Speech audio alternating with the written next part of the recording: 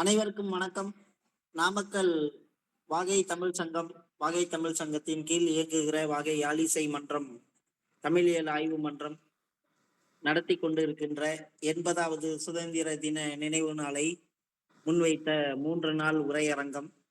இனிதாக நம்ம 2 நாள்ல முக்கியமான இருபெரும் தலைவர்களை நினைவு கூறுவதன் வழியாக சுதந்திர போராட்டத்தில் ஈடுபட்டு உயிர் நீத்த தியாக உருவங்களை நிறைய பேரை நம்ம நினைவு கூர்ந்திருக்கிறோம். 2 முக்கிய ஆளுமைகளை பேசுவதன் வழியாக வீரமங்கை வேலு நாச்சியார் முதல்ல நம்ம பேசியிருக்கிறோம். 2வது நாள் நிகழ்வுல வாஞ்சிநாதன் குறித்து நேத்தைக்கு உரையரங்கில் நம்ம பேசணும். வேலு நாச்சியாரை பேசுவதன் வழியாக அந்த போராட்டத்துல ஈடுபட்டு உயிர்த்த எண்ணற்ற பெண்களினுடைய தியாகங்களை நம்ம முதல் நாள் உரையில நினைவு கூர்ந்து அத்தனை பேருக்கும் நன்றி செலுத்தக்கூடிய விதமாக வேலு நாச்சியார் குறித்த ஒரு நன்றியை நினைவு கூறும் விதமாகவும், வேலு நாச்சியாரை போற்றுவதன் வழியாக எண்ணற்ற பெண் தியாகிகளை போற்றக்கூடிய ஒரு வகையாகவும் முதல் நாள் நிகழ்வு அமைத்திருந்தோம். 2வது நாள் நிகழ்வுல வாஞ்சிநாதன் குறித்து பேசியிருந்தோம். வாஞ்சிநாதனை நினைவு கூறும் விதமாக தன்னுடைய உயிரை ஒரு பொருட்டாக மதிக்காத அளவுக்கு இந்திய விடுதலையை, இந்திய சுதந்திரத்தை மிகப்பெரிய பொருட்டாக மதித்து தன்னுடைய உயிரை கூட மாய்த்து கொள்ளக்கூடிய வகையில வீலுக்கு இணையாக வாஞ்சிநாதனுடைய வரலாறை நம்ம பார்த்தோம். வெறும் 25 வயதுல இந்திய சுதந்திர போராட்டத்துக்காக, இந்திய மக்களுக்காக நாடு சுதந்திரம் அடையணும், எல்லா மக்களும் சுதந்திரமாக வாழணும், சமத்துவம் நிலைக்கணும்னு இப்படி பல்வேறு கொள்கைகளை நெஞ்சில ஏற்று ஆஸ்துரைய சுட்டு கொன்று 25 வயதுக்குள்ளாக தன்னையும் சுட்டு மாய்த்து கொண்டு இந்த தேச விடுதலைக்கு மிகப்பெரிய ஒரு மயில் தூணாக அமைந்த வாஞ்சிநாதனை நினைவு கூறும் விதமாக, வாஞ்சிநாதனோடு களத்துல நின்று போரிட்ட வெளியில அடையாளம் தெரியாத எண்ணற்ற தியாக உருவங்களை நாம 2வது நாள்ல நினைவு கூர்ந்து அத்தனை பேரையும் நம்ம போற்றி மகிழ்ந்தோம். இன்றைக்கு 3வது நாள் சிறப்பான ஒரு அரங்கத்துல வந்திருக்கிறோம். இன்றைக்கு செக்கிழுத்த செம்மல் வாவு சிதம்பரனாரினுடைய விடுதலை போராட்ட வாழ்க்கை வரலாறு, அவருக்கான அர்ப்பணிப்புகள், அவர் செய்த தியாகங்கள், அவர் பட்ட சித்திரவதைகள், அவஸ்தைகள், இந்த தேசத்துக்காக, இந்த தேசம் விடுதலை பெறுவதற்காக, இந்த தேச மக்கள் சுதந்திர காற்றை சுவாசிக்க வேண்டும் என்பதற்காக, எல்லா மக்களும் சமத்துவத்தோடு இருக்க வேண்டும் என்பதற்காக, குறிப்பாக கூலி தொழிலாளர்களினுடைய சுரண்டலை தடுப்பதற்காக, ஏழை மக்களினுடைய வாழ்வாதார மேம்பாட்டுக்காகன்னு இப்படி நிறைய அடுக்கிக்கிட்டே போலாம். வஉசியினுடைய பங்களிப்புக்குள்ளாக அவருடைய என்ன கொள்கைகள் எல்லாம் மையமா வச்சு அவர் இந்த போராட்டத்துல ஈடுபட்டாரு அப்படின்னு பார்த்தோம்னா 1, 2, 3ன்னு அடுக்கிக்கிட்டே போனா 1000கணக்குல 2000கணக்குல விஷயங்கள் இருக்கு. வஉசியோட வரலாறு என்பதற்குள்ளாக அவருடைய அர்ப்பணிப்புகள் குறித்து இன்னைக்கு நம்ம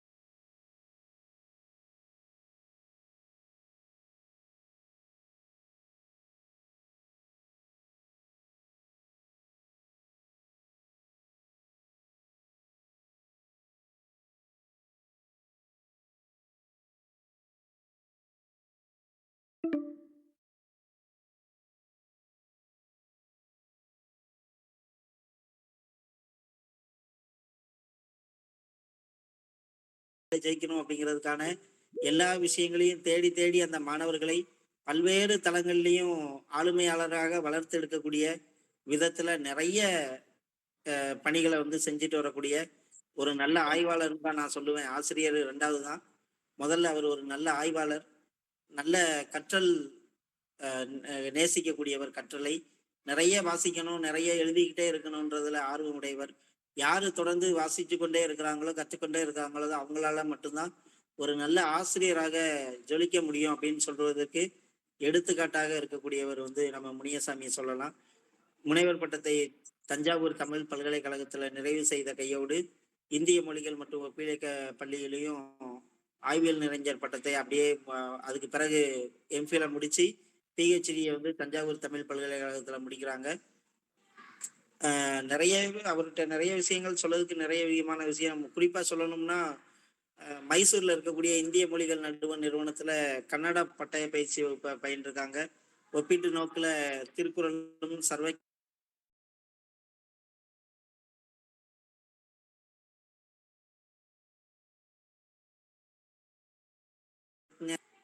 ஆறு நூல்களை எழுதியிருக்காங்க. பன்னாட்டு தேசிய அளவில் 50க்கும் மேற்பட்ட ஆய்வு கட்டுரைகளையும் 35க்கும் மேற்பட்ட கருத்தரங்கு பயிலரங்குகளில் பங்கேற்று சிறப்பு செஞ்சுட்டு வராரு.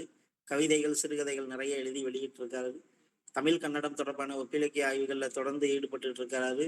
மன்னர் திருமலை நாயக்கர் கல்லூரியில தமிழ் உதவி பேராசிரியராக தற்சமயத்தில் பணியில இருக்காங்க. 3 முறை நல்லாசிரியர் விருது உள்பட 6 விருதுகளை பெற்றிருக்காங்க. முதுகுளத்தூர் புலவர்கள் எனும் தலைப்பில் அறியப்படாத புலவர்களை பற்றி 12 ஆண்டுகளுக்கும் மேலாய் கள ஆய்வு செய்து நூல் வெளியிடுவதற்கான பணிகளை தொடர்ந்து செஞ்சுட்டு வராரு. இதுவரைக்கும் ஒரு 8 வகையான நூல்கள் அவரைக்கான அடையாளமாக இலக்கிய உலகை அழகு செய்கிறதுன்னு நம்ம பார்க்குறோம். இலக்கணம் அறியாத கவிதை 2015 கீதம் பதிப்பகத்தில் வெளியிட்டிருக்கிறாரு. முனைவர் ராதா செல்லப்பன் தமிழறிஞர்கள் 100 வரிசையில முனைவர் ராதா செல்லப்பன் குறித்து 2015 கலைஞன் பதிப்பகம் மூலமாக ஒரு நூலை வெளியிட்டிருக்கிறாரு.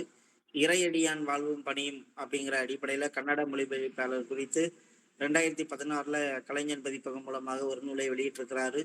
எண்ணங்களின் எழுத்து பெட்டகம் அப்படின்ற ஒரு கவிதை தொகுப்பை 2023 வெளியிட்டிருக்கிறாரு. அறிவுக்கு வெளிச்சம் அப்படின்ற திறனாய்வு கட்டுரையை இனம் பதிப்பகத்துல கோயம்புத்தூர்ல இருக்கக்கூடிய பதிப்பகத்துல வெளியிட்டிருக்கிறாரு. வாசிப்பு திருவிழா அப்படின்ற அடிப்படையில திறனாய்வு கட்டுரைகளை வந்து இதே இனம்ல வெளியிட்டிருக்கிறாரு கோயம்புத்தூர்ல. வாசிப்பு சுற்றுலா திறனாய்வு கட்டுரைகளை வைகை எச்சகம் மதுரை மூலமாக வெளியிட்டிருக்கிறாரு. நோபல் பரிசு பெற்ற பொருளாதார வல்லுநர்கள் குறித்து வைகை எச்சகம் மூலமாக ஒரு பெரிய நூலை உருவாக்கி டிஎன்பிசி இந்த மாதிரி விஷயங்களுக்கெல்லாம் தேவைப்படக்கூடிய செய்திகளெல்லாம் அதில் வச்சிருக்கிறாரு. நான் ஏற்கனவே சொன்ன மாதிரி மாணவர்களுக்கு பல்வேறுபட்ட திறன் உடையவர்களாக, மாணவர்களை திறன் மேம்பாட்டு உடையவர்களாக, மாணவர்களினுடைய ஆளுமை திறனை வளர்த்தெடுக்கக்கூடிய வகையில பல்வேறு விஷயங்களை செஞ்சுட்டு வர்றாரு. மாணவர்களை தொடர்ந்து வாசிப்பதிலும், மாணவர்களை ஒரு நல்ல திறனாய்வாளர்களாக உருவாக்குவதிலும், அவர்கள் வந்து தவறில்லாமல் தமிழ் மொழியை எழுதுவதிலும் வாசிப்பதிலும் பல்வேறு முறைகளிலும் பல்வேறு வழிமுறைகளிலும் அவர்கள் தங்களுடைய மொழியில சிறந்து விளங்க வேண்டும் என்பதற்காக அவங்களுக்கு பல்வேறு விதமான பயிற்சிகளை கொடுத்துட்டு வராரு. மாணவர்களுக்காக அவர் செய்யற பங்களிப்பு வந்து நிறைய இருக்கு. அவர் எந்த கல்லூரிக்கு போனாலும் அந்த இடத்துல ஜொலிக்கக்கூடிய வகையில் அந்த கல்லூரியை பேர் வாங்க வைக்கக்கூடிய அளவுக்கு ஆளுமையுடைய ஒரு நபர். மன்னர் திருமலை நாயக்கர் கல்லூரின்னு இல்லை, எந்த கல்லூரிக்கு போனாலும் அந்த கல்லூரியில தனக்கென ஒரு தனித்த அடையாளத்தை மாணவர்களுக்கான அர்ப்பணிப்பின் மூலமாக அதை செய்யக்கூடிய ஒரு நல்ல ஒரு ஆசிரியர், ஆய்வாளர். மதுரை மத்திய சிறைக்கு சென்று சிறைவாசிகளுக்கு நூல் திறனாய்வு முறை பற்றிய பயிற்சி எல்லாம் நிறைய நடத்தியிருக்காங்க. தினகரன் இதழில் பழமை காப்போம் தலைப்பில் செவ்வாய் தோறும் மறைந்து போன புலவர்களை பற்றி இப்போதைக்கு தொடர்ந்து எழுதிட்டு வர்றாரு. வாய்ப்புள்ளவர்கள் தினகரன் வாங்கி படிங்க, பாருங்க. அதுல சார் எழுதுறது வந்து நிறைய விஷயங்கள் வரும். இப்படி இன்னும் நிறைய விஷயங்கள் சொல்வதற்கு இருக்கு. நல்ல ஒரு ஆளுமையாளர், நல்ல ஒரு வாசிப்பாளர், கட்டுரையாளர், நல்ல ஒரு ஆசிரியர். மாணவர்களினுடைய நலனுக்காக இந்த மாதிரி என்னென்ன தளங்கள்லாம் மாணவர்களுக்கு என்னெல்லாம் செய்ய முடியுமோ அவ்வளோத்தையும் செய்யக்கூடிய வகையில எப்பயுமே ஒரு துருதுருன்னு இருக்கக்கூடிய ஒரு நல்ல நண்பர். கிட்டத்தட்ட ஒரு 10 ஆண்டுகளுக்கு மேலாக எனக்கு நல்ல பரிச்சயமானவர், அன்பு தம்பி. எனக்கு ரொம்ப பிடிச்ச, நான் வெகு சில நேசிக்கக்கூடிய, ரொம்ப நெருக்கமா வச்சிருக்கிறதுல முனியசாமி எனக்கு ரொம்ப பிடித்தமான ஒரு நபர். இன்னைக்கு நம்ம அரங்கத்துக்கு வஉசி குறித்து உரையாற்றுவதற்காக நம்ம அரங்கத்துக்கு வந்திருக்கிறாங்க. வஉசிய சும்மா சொல்லக்கூடாது. வஉசியினுடைய பங்களிப்பை, அவருடைய பங்களிப்பு வந்து ரொம்ப ஒரு முக்கியமான பங்களிப்பு. இன்னைக்கு வஉசி குறித்து முனியசாமி சார் என்ன செய்திகள்லாம் சொல்ல இருக்காங்கன்னு நானும் உங்களை போல ஆர்வத்தோடு காத்திருக்கின்றேன். அரங்கத்தை முனியசாமி ஐயா அவர்களிடம் ஒப்படைத்து நான் வந்து அறிமுக உரையை நிறைவு செய்கின்றேன். வருகை தந்த அத்தனை பேரையும் வணங்கி வரவேற்று அரங்கம் முனியசாமி சார்ட்ட ஒப்படைக்கப்படுகிறது. நன்றி சார். பேசலாம், நீங்க பேசலாம். அனைவருக்கும் மாலை வணக்கம். நாமக்கல் வாகை தமிழ்ச்சங்கம் வாகை யாழிசை தமிழியல் ஆய்வு மன்றம் நடத்தும் இந்திய விடுதலை போராட்டத்தில் தமிழர்களின் பங்களிப்பு தேசிய அளவிலான 3 நாள் ஆய்வு கருத்தரங்கம் மிக சிறப்பாக நடைபெற்றுக் கொண்டிருக்கிறது. நேற்று முன்தினம் மிக சிறப்பான உரை அமைந்தது. 2 நாட்களிலும் நான் பங்கேற்றேன், கருத்துக்களை கேட்டேன், என்னுடைய பின்னூட்டத்தையும் பகிர்ந்து கொண்டேன். இந்த நேரத்திலே இந்த நாமக்கல் வாகை தமிழ் சங்கத்திற்கு எனது மனமார்ந்த நன்றியை தெரிவித்துக் கொள்கிறேன். இந்த நிகழ்ச்சியில என்னை அறிமுகப்படுத்திய அன்பு நண்பர் அண்ணன் முதுமுனைவர் ஐயப்பன் ஐயா அவர்களுக்கு நான் நன்றி சொல்ல கடமைப்பட்டுள்ளேன். அவர் சொன்னது போல 10 ஆண்டுகளுக்கு மேலாக நல்ல ஒரு நட்போடு திகழ்கிறோம். நல்ல ஒரு அருமையான ஒரு தமிழகத்துல சிறந்த ஒரு ஆய்வாளர், ஒரு ஆராய்ச்சியாளர் சொல்ல முடியும். எனக்கு இப்ப பேசுறதுக்கு வாய்ப்பு கொடுத்ததுக்கு காரணம் அவங்கதான், முதுமுனைவர் ஐயா ஐயப்பன் ஐயா தான். ஐயாவுக்கு என்னுடைய மனமார்ந்த நன்றி. அதே போல இந்த நிகழ்வுக்கான இந்த அந்த படங்கள், இந்த இணைப்பு எல்லாம் வழங்குறது யாருன்னா நம்ம மிதுன் தம்பி இருக்காப்புல, அவர் வாகை தமிழ் சங்கத்துல ஒன்றாம் மெம்பரா இருக்காப்புல, அவருக்கும் நன்றி தெரிவித்துக் கொள்கிறேன். இந்த நிகழ்விற்கு பல்வேறு ஊர்ல இருந்து வந்திருக்காங்க. இது ஆன்லைன்னால எல்லாரும் வந்திருக்காங்க. நான் இந்த நேரத்துல என்னுடைய மதிப்புக்கு மரியாதைக்கு உரிய பேராசிரியர் ஐயா வின்சென்ட் ஐயா வந்திருக்காங்க. அவர்களை வரக்க சொல்லிக்கிறேன். ஐயா சொல்லணும், ஐயா பற்றி சொல்லணும். ஐயா மதுரை கருமாத்தூர் கல்லூரியில மேனாள் ஆங்கில பேராசிரியர். தமிழகத்துல மிக முக்கியமான, மிக குறிப்பிடத்தக்க ஒரு மொழிபெயர்ப்பாளர். ஐயப்பன் ஐயா நீங்க தெரிஞ்சுக்க வேண்டிய ஒரு நபர் தான், தெரியும் நினைக்கிறேன் உங்களுக்கு. கிட்டத்தட்ட ஒரு 90க்கும் மேற்பட்ட நூல்களை மொழிபெயர்த்திருக்காங்க. இப்ப கடைசியா சாகித்ய அகாதமியில வேங்கையின் மைந்தன் அந்த நூலை என்ன பண்ணாங்க, இங்கிலீஷ்ல மொழிபெயர்த்துக்காங்க. ஐயா மதுரையில இருக்கனால எனக்கு ரொம்ப வசதி. அடிக்கடி நான் வீட்டுக்கு போயிடுவேன், அடிக்கடி ஐயா போன் பேசுவாங்க, நானும் பேசிக்கிட்டு இருக்கேன். ஐயாட்ட இந்த மாதிரி சொல்லும் பொழுது ஐயா கண்டிப்பா இருக்கிறேன்னு சொன்னாங்க. ஐயா வந்தது எனக்கு ரொம்ப மகிழ்ச்சி, ரொம்ப நன்றிங்க ஐயா.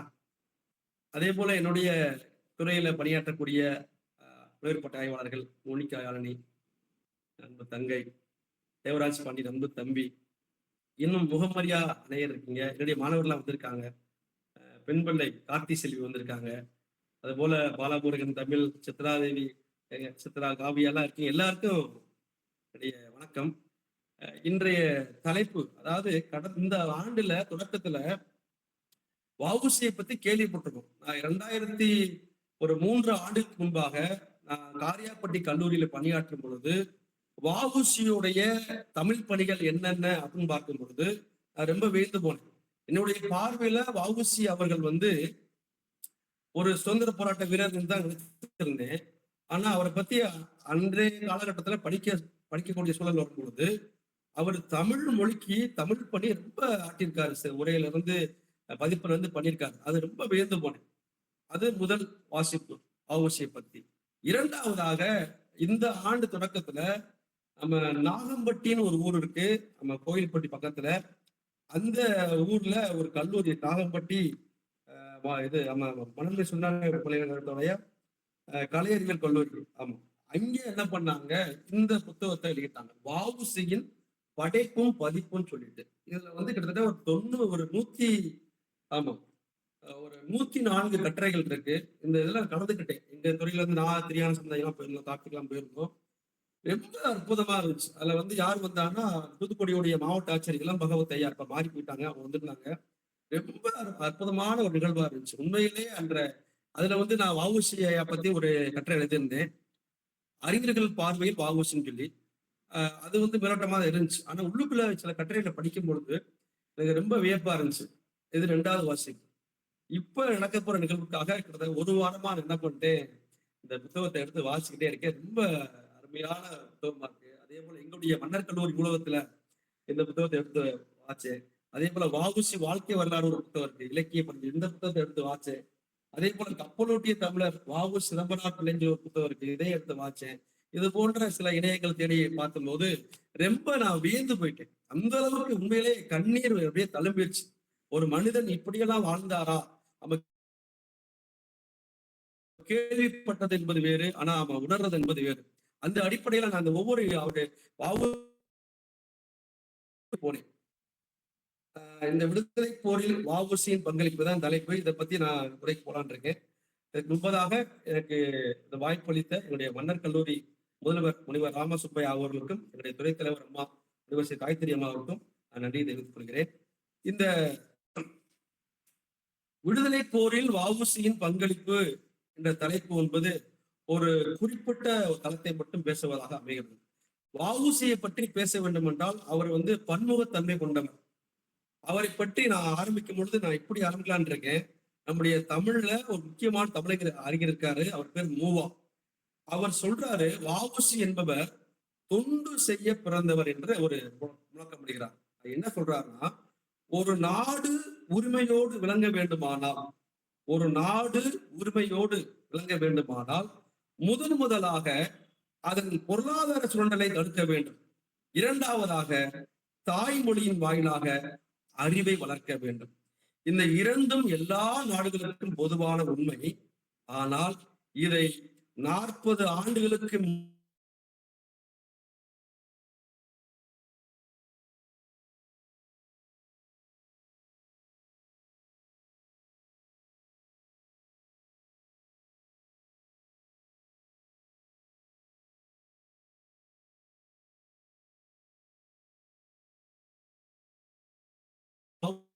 காலத்தில் இந்த காலத்தில் 60,000 பேர் ஜெயிலுக்கு போவது சரி, ஒரு சிதம்பரம் பிள்ளை ஜெயிலுக்கு போவதும் சரி, தென்னாட்டு சரித்திரம் எழுதப்படுமேயானால் சுயராஜ்யத்திற்கு விதைவித்தவர் யார் என்றால் வஉசி என்று எழுதப்பட வேண்டும் என்று ஒரு ஆணித்தரமான ஒரு பதிவை செய்கிறார். இப்ப மூவா சொன்ன கருத்துக்கு வருவோம். அவர் சொன்ன 2 விஷயங்கள். ஒரு நாடு முன்னேற வேண்டும் என்றால், ஒரு நாடு செழிக்க வேண்டும் என்றால், நாட்டு மக்கள் நன்றாக வாழ வேண்டும் என்றால் பொருளாதாரம் ரொம்ப முக்கியம். தனி மனிதனுடைய அந்த தன்னிறைவு ரொம்ப அவசியம். அந்த நாட்டுடைய பொருளாதாரத்தை வச்சுதான் அந்த நாட்டுடைய வளர்ச்சி தென்படும். அதே போல அந்த நாட்டுடைய மொழி பேசக்கூடிய அந்த மொழியோடைய அறிவு, அந்த மொழியோடைய வளர்ச்சி எப்படி இருக்கு, அந்த பங்களிப்பு எப்படி இருக்கு, அந்த மொழியை எப்படி பின்பற்றார்கள், இதெல்லாம் 2 விஷயம் ரொம்ப முக்கியமானது. இதுலதான் ரொம்ப ரொம்ப இணைகிறார் வஉசி. நீ பாத்தீங்கன்னா இவரை பத்தி ஃபர்ஸ்ட் ஒரு அறிமுகம் கொடுத்து நான் போலான்னு பாக்குறேன். ஏன்னா கல்லூரி மாணவர்கள் இருக்காங்க, அவருக்குலாம் வஉசிக்கு தெரியும். இருந்தாலும் லைட்டா ஒரு விளையாட்டமா டச் பண்ணிட்டு போலான்னு இருக்கேன். வஉசி யார்? இந்த வஉசி யார் என்பதற்கு வள்ளியப்பன் உலகநாதன் சிதம்பரம் அப்படின்னு அருமையான ஒரு விளக்கம் இருக்கு. அதான் ஒரு நீளமான விளக்கம். இவர் சாதாரண சுதந்திர போராட்ட வீரர் மட்டும் அல்ல, நினைக்க கூடாது. அப்படி அவர் ஒரு சுதேசி கப்பல் ஓட்டியாக, திறமையான வழக்கறிஞராக, சிறந்த எழுத்தாளராக, உரையாசிரியராக, பதிப்பாசிரியராக, இன்னும் பல்வேறு பரிணாமங்கள்ல எழுத்தாளராக, தொழிற்சங்க தலைவராக என்று பன்முகம் தன்மை கொண்டாலும் இன்றைய நேரத்தில் நான் பேச வந்தது சுதந்திர போராட்டத்தில் வஉசியுடைய பங்களிப்பு என்ன. பாத்தீங்கன்னா அவருடைய எப்படி இப்படி உள்ள வந்தாரு, ஏன்னா ஒரு இம்பாக்ட், ஒரு தாக்கம் இருக்கு. திடீர்னு ஒரு இயக்கத்துக்கு வர்றாங்க, ஒரு தாக்கம் இல்லாம யாரும் வர முடியாது. அப்ப இவர் சமூகத்தின் மீது பேரன்பு கொண்டவர், அக்கறை கொண்டவர். இவர் எப்படி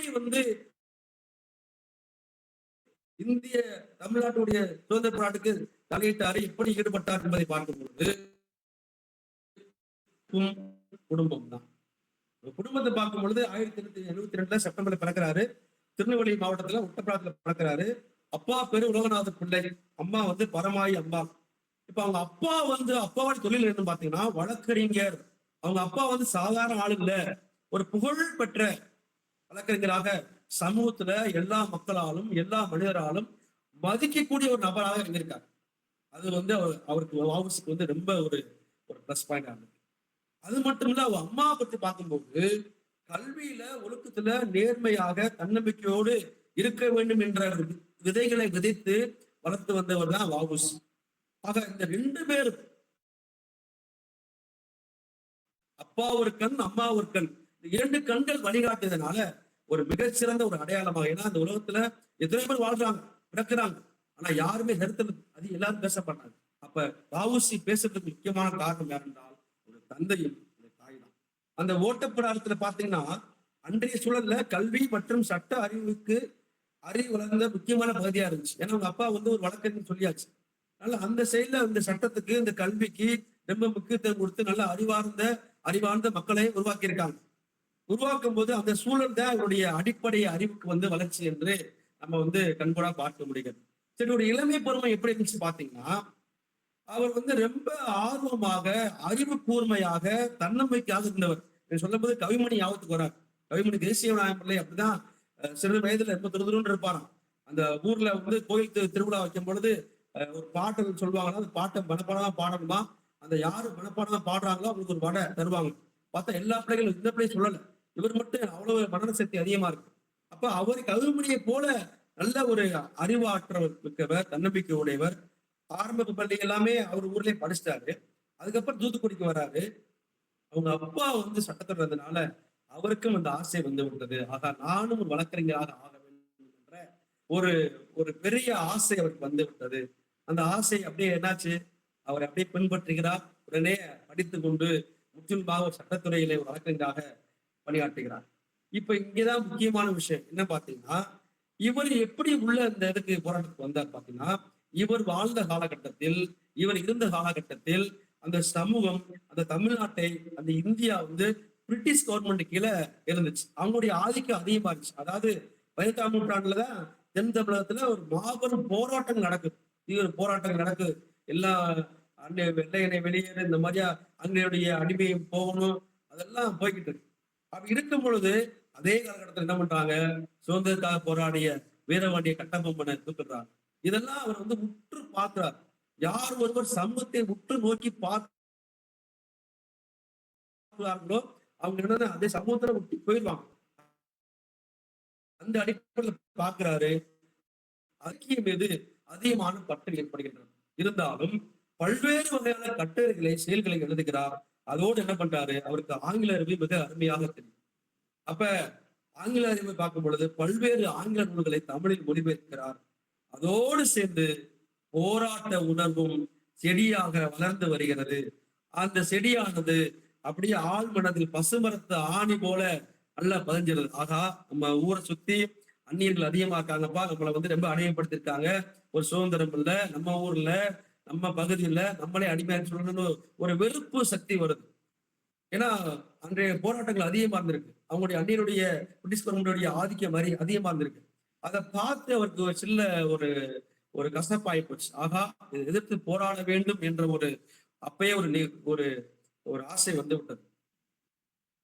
அதே சமயத்துல நம்ம இந்தியாவுல முக்கியமான நபர் இருக்காரு, பாலகங்காதர திலகர் இருக்காரு. அவரை அவருடைய ஆழ் மனதுல என்ன பண்றாரு, வீரம் அவர் ஒரு சீடரா ஆறாரு. அவருடைய கொள்கைகளை, அவருடைய போராட்டங்களை பார்த்து அவரை பின்பற்றுகிறார். அப்படியே பார்த்தீங்கன்னா அப்படியே நல்லா வர்றாரு. கொஞ்ச நாள் காலேஜ் ஆஃபீஸ் ஒர்க் பண்றாரு. அதுக்கப்புறம் சட்டத்துக்கு திரும்ப சட்ட பயணம் திருச்சிக்கு போறாரு.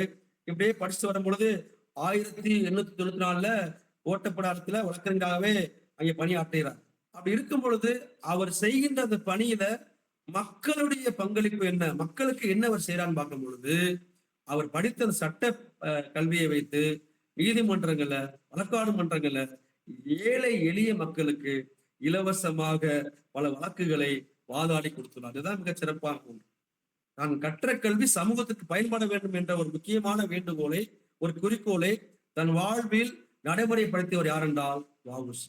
அது மட்டும் இல்ல, இவருடைய பேச்சு, இவருடைய நடை, இவருடைய உடை, அந்த விவாதம் பண்ணக்கூடிய விதம் எல்லாம் பார்த்தீங்கன்னா அங்க உள்ள நீதிமன்றத்துல ஜஸ்டிஸ்ல இருந்து, நீதியரசர்ல இருந்து, அங்க மூத்த வழக்கறிஞர்ல இருந்து எல்லாரும் எனக்கு பிடிச்சு போச்சு. அப்ப சமூகத்துல நல்ல ஒரு மதிப்பு ஏற்படுகிறது. நான் முன்பே சொன்னது போல அவர் தந்தையார் எப்படி சட்டத்துறையில இருந்து அந்த ஊரெல்லாம் மிக மதிக்கக்கூடிய நபராக இருந்தாரோ, அதே போல நேர்மையாக, உண்மையாக இருந்த வ.உ.சி மேல அங்குள்ள மக்கள், அங்குள்ள அரசு அதே மேல ஒரு தனிப்பட்ட அலாதி, ஒரு அன்பு, ஒரு பாசம் என்பதை விட ஒரு பேர் அன்பு, ஒரு பேர் மரியாதை அதிகமாக அவருக்கு என்னது இருந்துள்ளது அப்படின்னு பார்க்க முடியும். சரி, இப்ப பாருங்க, அதே சூழல் என்ன ஆகுது, ஒரு பக்கம் மக்களுக்கு சேவை செய்யறாரு, ஒரு பக்கம் இலவசமா மக்களுக்கு என்ன வழக்கு வாதாடுறாரு, ஒரு பக்கம் இலக்கியம் படைக்கிறாரு, ஒரு பக்கம் இலக்கியத்துல மொழிபெயர்க்கிறார், பிற மொழிபெயர். அப்படி இருக்கும் பொழுது அதே சமூகத்துல பாத்தீங்கன்னா பார்ப்பன சாதி ஆதிக்கம் அதிகமாக தலைவருக்கு ஆடுகிறது. அதை கண்டு கடுமையாக எதிர்க்கிறார். அது மட்டும் இல்ல, தாழ்த்தப்பட்ட மக்களை தனது இல்லத்தில் தங்க வைக்கிறார். சாதி ஒழிப்பை முன்பு கையெடுக்கிறார். ஒடுக்கப்பட்ட, பிற்படுத்தப்பட்ட பல்வேறு இனம்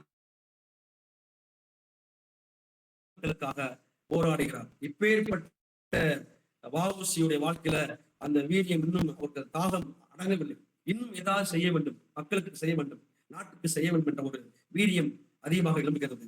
பாத்தீங்கன்னா அவர் அவருடைய வாழ்க்கையில அவர் தொழில் வழக்கறிஞர் தொழில். ஆனால் அப்படியே என்னன்னா என் வேலை போகல. என்ன பண்றாரு, சமூகத்தில் நிகழக்கூடிய அநீதிகளை கண்டு, மக்களின் துயரங்களை கண்டு அவர்களுக்காக குரல் கொடுக்கக்கூடிய ஒரு நல்ல மனிதராக அவர் விளங்கியுள்ளார் என்பதை காண முடிகிறது. அப்ப இந்த கல்வி, இந்த நேர்மை, இந்த நாட்டுப்பற்று, இந்த மூன்றுமே திரிவிட்டு இருந்து ஒரு காட்டு தீ போல எரிஞ்சுக்கிட்டு. அப்ப வஉசி என்றால், அன்பார்ந்த மாணவர்கள் அதிக பேர் இருக்கீங்க. வஉசி என்றால் கல்வி, நேர்மை, நாட்டுப்பட்டு, இந்த மூன்று தான் ஒட்டுமொத்த சேர்ந்த வஉசி என்று நம்ம பார்க்க முடிகிறது. இவரை பற்றி நாவலர் சோமசுந்தர பாரதியார் சொல்றாரு, தமிழ் மக்கள் மனதில் தூங்கிக் கொண்டிருந்த ஒற்றுமை உணர்ச்சியும் தேசப்பற்றையும் உயிர்ப்புக்கு செய்தவர் யார் என்றால் வஉசி என்று அழுத்தமாக பதிவு செய்கிறார். சரி, இரண்டாவதாக பார்ப்போம். இந்த வஉசி வாழ்ந்த காலத்தில் பின்னணி எப்படி இருந்துச்சு, சுதந்திர தாகம் எப்படி இருந்துச்சு நம்ம பார்த்தோம். ஆரம்பத்துல இருந்து நல்லா துடுக்கா இருந்தாரு, அறிவா இருந்தாரு, நல்ல கீழ்படிஞ்சிருந்தாரு, நல்ல யானமா செயல்பட்டாரு, சட்டம் பயின்றாரு. அது மட்டுமல்ல, மக்களுக்கு உதவி செய்தாரு, குடும்பங்களை அநீதிகளை கண்டு வெகுண்டு எழுந்தாரு. இது எல்லாமே உள்ளூர் மக்கள் நலம் சார்ந்த காரியங்கள் ஈடுபட்டார். இவர் எப்படி பொது வாழ்க்கைக்கு வந்தாருன்னு பார்க்கும்போது பாத்தீங்கன்னா 20ஆம் நூற்றாண்டு தொடக்கத்தில் இந்தியா ஆங்கிலேய ஆட்சியின் கீழ் இருந்தது. அதான் அப்ப என்ன பண்றாங்க, பிரிட்டிஷ் கவர்மெண்டோட ஆட்சி இருந்தாலும் அவங்களுடைய ஆதிக்கம் அதிகமாக இருந்துச்சு. இன்னைக்கு கூட சொன்னேன் காலையில, எங்களுக்கு 2ஆம் ஆண்டு மாணவர்களுக்கு ஒரு பாடம் இருக்கு, தமிழக வரலாறு பண்பாடு. அதை பாத்தீங்கன்னா தமிழகத்தை ஆண்டவர் பார்த்தா வரிசையா பட்டியல் போட்டுப்பாங்க. ஒண்ணு சங்க காலம் போட்டு மூவேந்தர்கள், அப்புறம் அப்படியே பல்லவர்கள், அப்படியே வந்தா நாயக்கர்கள், அப்படியே மராட்டியர்கள், போர்த்துகீசர் அப்படியே வரிசையா வருவாங்க. அப்ப இவங்க என்ன பண்றாங்க, ஆங்கிலேய ஆதிக்கம் அதிகமா இருந்துச்சு, சொந்த மண்ணுல சுதந்திரமா வாழ முடியல. அப்ப என்னாச்சு, அரசியல் அதிகாரத்தில் மட்டுமல்ல, வாணிபத்தில், அதாவது வெள்ளையருடைய அதிகாரம் அவங்க அவங்க ஆட்சி இருந்தாலும் அவங்க ஆட்சி அரசியல தான் இருந்தது மட்டும் இல்ல, எல்லா தலையிட்டாங்க. இந்தியாவுக்குள்ள தமிழ்நாட்டுல எல்லாம் ஆட்சி பண்ணாலும் அவங்க தனிப்பட்ட ரீதியா பாத்தீங்கன்னா வாணிபத்துல அவங்க தலையீடு இருந்திருக்கு, கடல் போக்குவரத்துல, கப்பல் போக்குவரத்துல அவங்க தலையீடு இருந்திருக்கு, தொழில் பண்றாங்க, கைத்தொழில் பண்றாங்க, குடிசை தொழில் பண்றாங்க, அதுலயும் தலையிட்டு வரியை விதிக்கிறது. அதே போல வர்த்தகத்துல, வியாபாரத்துல இதுலயும் இருந்தது. தேவையில்லாம மூக்க நுழைஞ்சு அவங்களுடைய எக்ஸ்ட்ரா வரி வாங்கி மக்களை அடிமைப்படுத்தி கீழ்படுத்தி வச்சிருக்காங்க. அப்ப என்ன பண்றாங்க இவங்க, தமிழ்நாட்டு மக்களுடைய அந்த ஏழை எளிய மக்களுடைய உழைப்பாளி வர்க்கத்தினுடைய அவங்களுடைய பொருளாதாரத்தில் கை வச்சிட்டாங்க. சொல்லுவாங்களா, அடிப்படையில கை வச்சிருக்காங்களா வச்சிட்டாங்க. அப்ப என்னாச்சு சொல்ல போனா, நம்ம மக்களுடைய கல்லா பெட்டி மேல கை வச்சுட்டாங்க. என்னாச்சு, இது ரொம்ப வருத்தமான செய்தி. அப்ப என்னாச்சு பார்க்கும் பொழுது, வஉசி வாழ்ந்த 19ஆம் நூற்றாண்டு இறுதியில 20ஆம் நூற்றாண்டு என்னாச்சுன்னா, இந்தியா முழுவதும் அவங்களுடைய அரசியல், அதாவது இந்தியா முழுவதும் ஆங்கிலேய அரசியல் பொருளாதார ஆதிக்கம் அதிகமா இருந்துச்சு. அப்படி இருந்தாலும் நம்முடைய மக்களுக்கு எந்த ஒரு அதிகாரமே இல்லை. ஏன்னா அதிகாரம் இருந்தால் இதை செய்ய முடியும், அதிகாரம் எதுவும் கொடுக்கப்படவில்லை என்பதை பார்க்க முடியும். பாத்தீங்கன்னா நாட்டின் வளங்களும் வணிகமும் பெருமளவில் ஆங்கிலேயன் கட்டுப்பாடுதான் இருந்துச்சு. முக்கியமானது எல்லாம் குடியெல்லாம் இருந்துச்சுன்னா ஆங்கிலேயர்கள் இருந்துச்சு. அப்ப என்ன பண்றாங்க, பொருளாதாரத்தை சுரண்டுறாங்க. இந்தியாவில் உற்பத்தி செய்யப்பட்ட பருத்தியில இருந்து, தேயில இருந்து, மசாலா போன்ற எல்லா பொருளும் ஃபாரின் எடுத்து சொல்றாங்க. அது எல்லாம் அவங்களுடைய கண்ட்ரோல் ஆகிப்போச்சு. அதே என்னாச்சு, தொழிற்சாலையில் தயாரிக்கப்பட்ட இந்திய சந்தையில் விளையப்பட்ட எல்லா பொருளையும் அவங்க என்ன செய்யறாங்கன்னா அதை தலையிட்டு அதிகமான லாபங்களை அவங்க பெற்றுக்கொள்றாங்க. அப்ப உழைக்கூடிய வர்க்கத்துடைய அவங்களுடைய லாபம் கேட்டா ஒண்ணுமே இல்லை. எல்லாமே கடுமையா உழைக்கிறாங்க, ஆனா எந்த ஒரு வருமானம் அதிகமாக இல்லை அப்படின்னு பார்க்க முடியாது. என்னாச்சுன்னா ரொம்ப பாதிக்கப்படுறாங்க.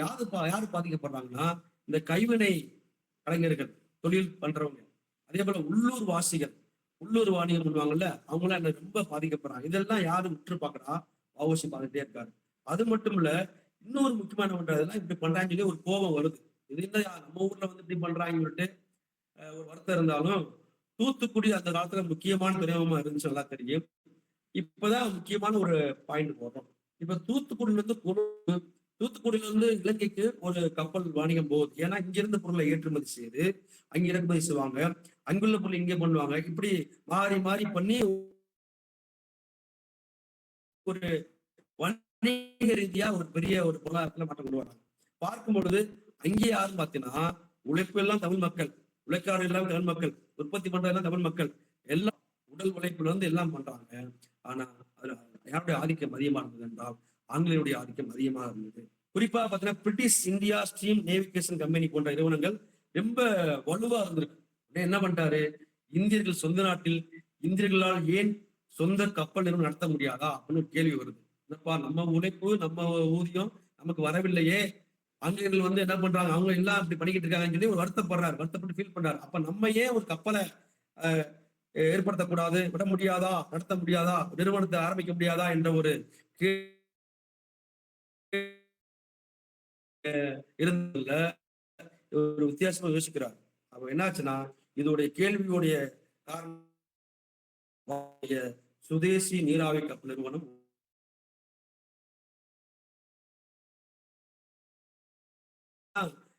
இவர் ஒரு ஆரம்பிக்கிறாரு. ஆரம்பிக்கும் பொழுது மக்களுக்கு ஒரு உணர்வு வருது, ஆகா நம்ம ஊர்ல ஒருத்தர் இருக்காருப்பா, அவர் நமக்கு சேர்ந்து ஏதோ சில நன்மை செய்ய போறாங்கப்பா, அவருக்கு ஏதாவது சேர்ந்து சொல்லி என்னது அப்ப ஒண்ணு விடுறாங்க.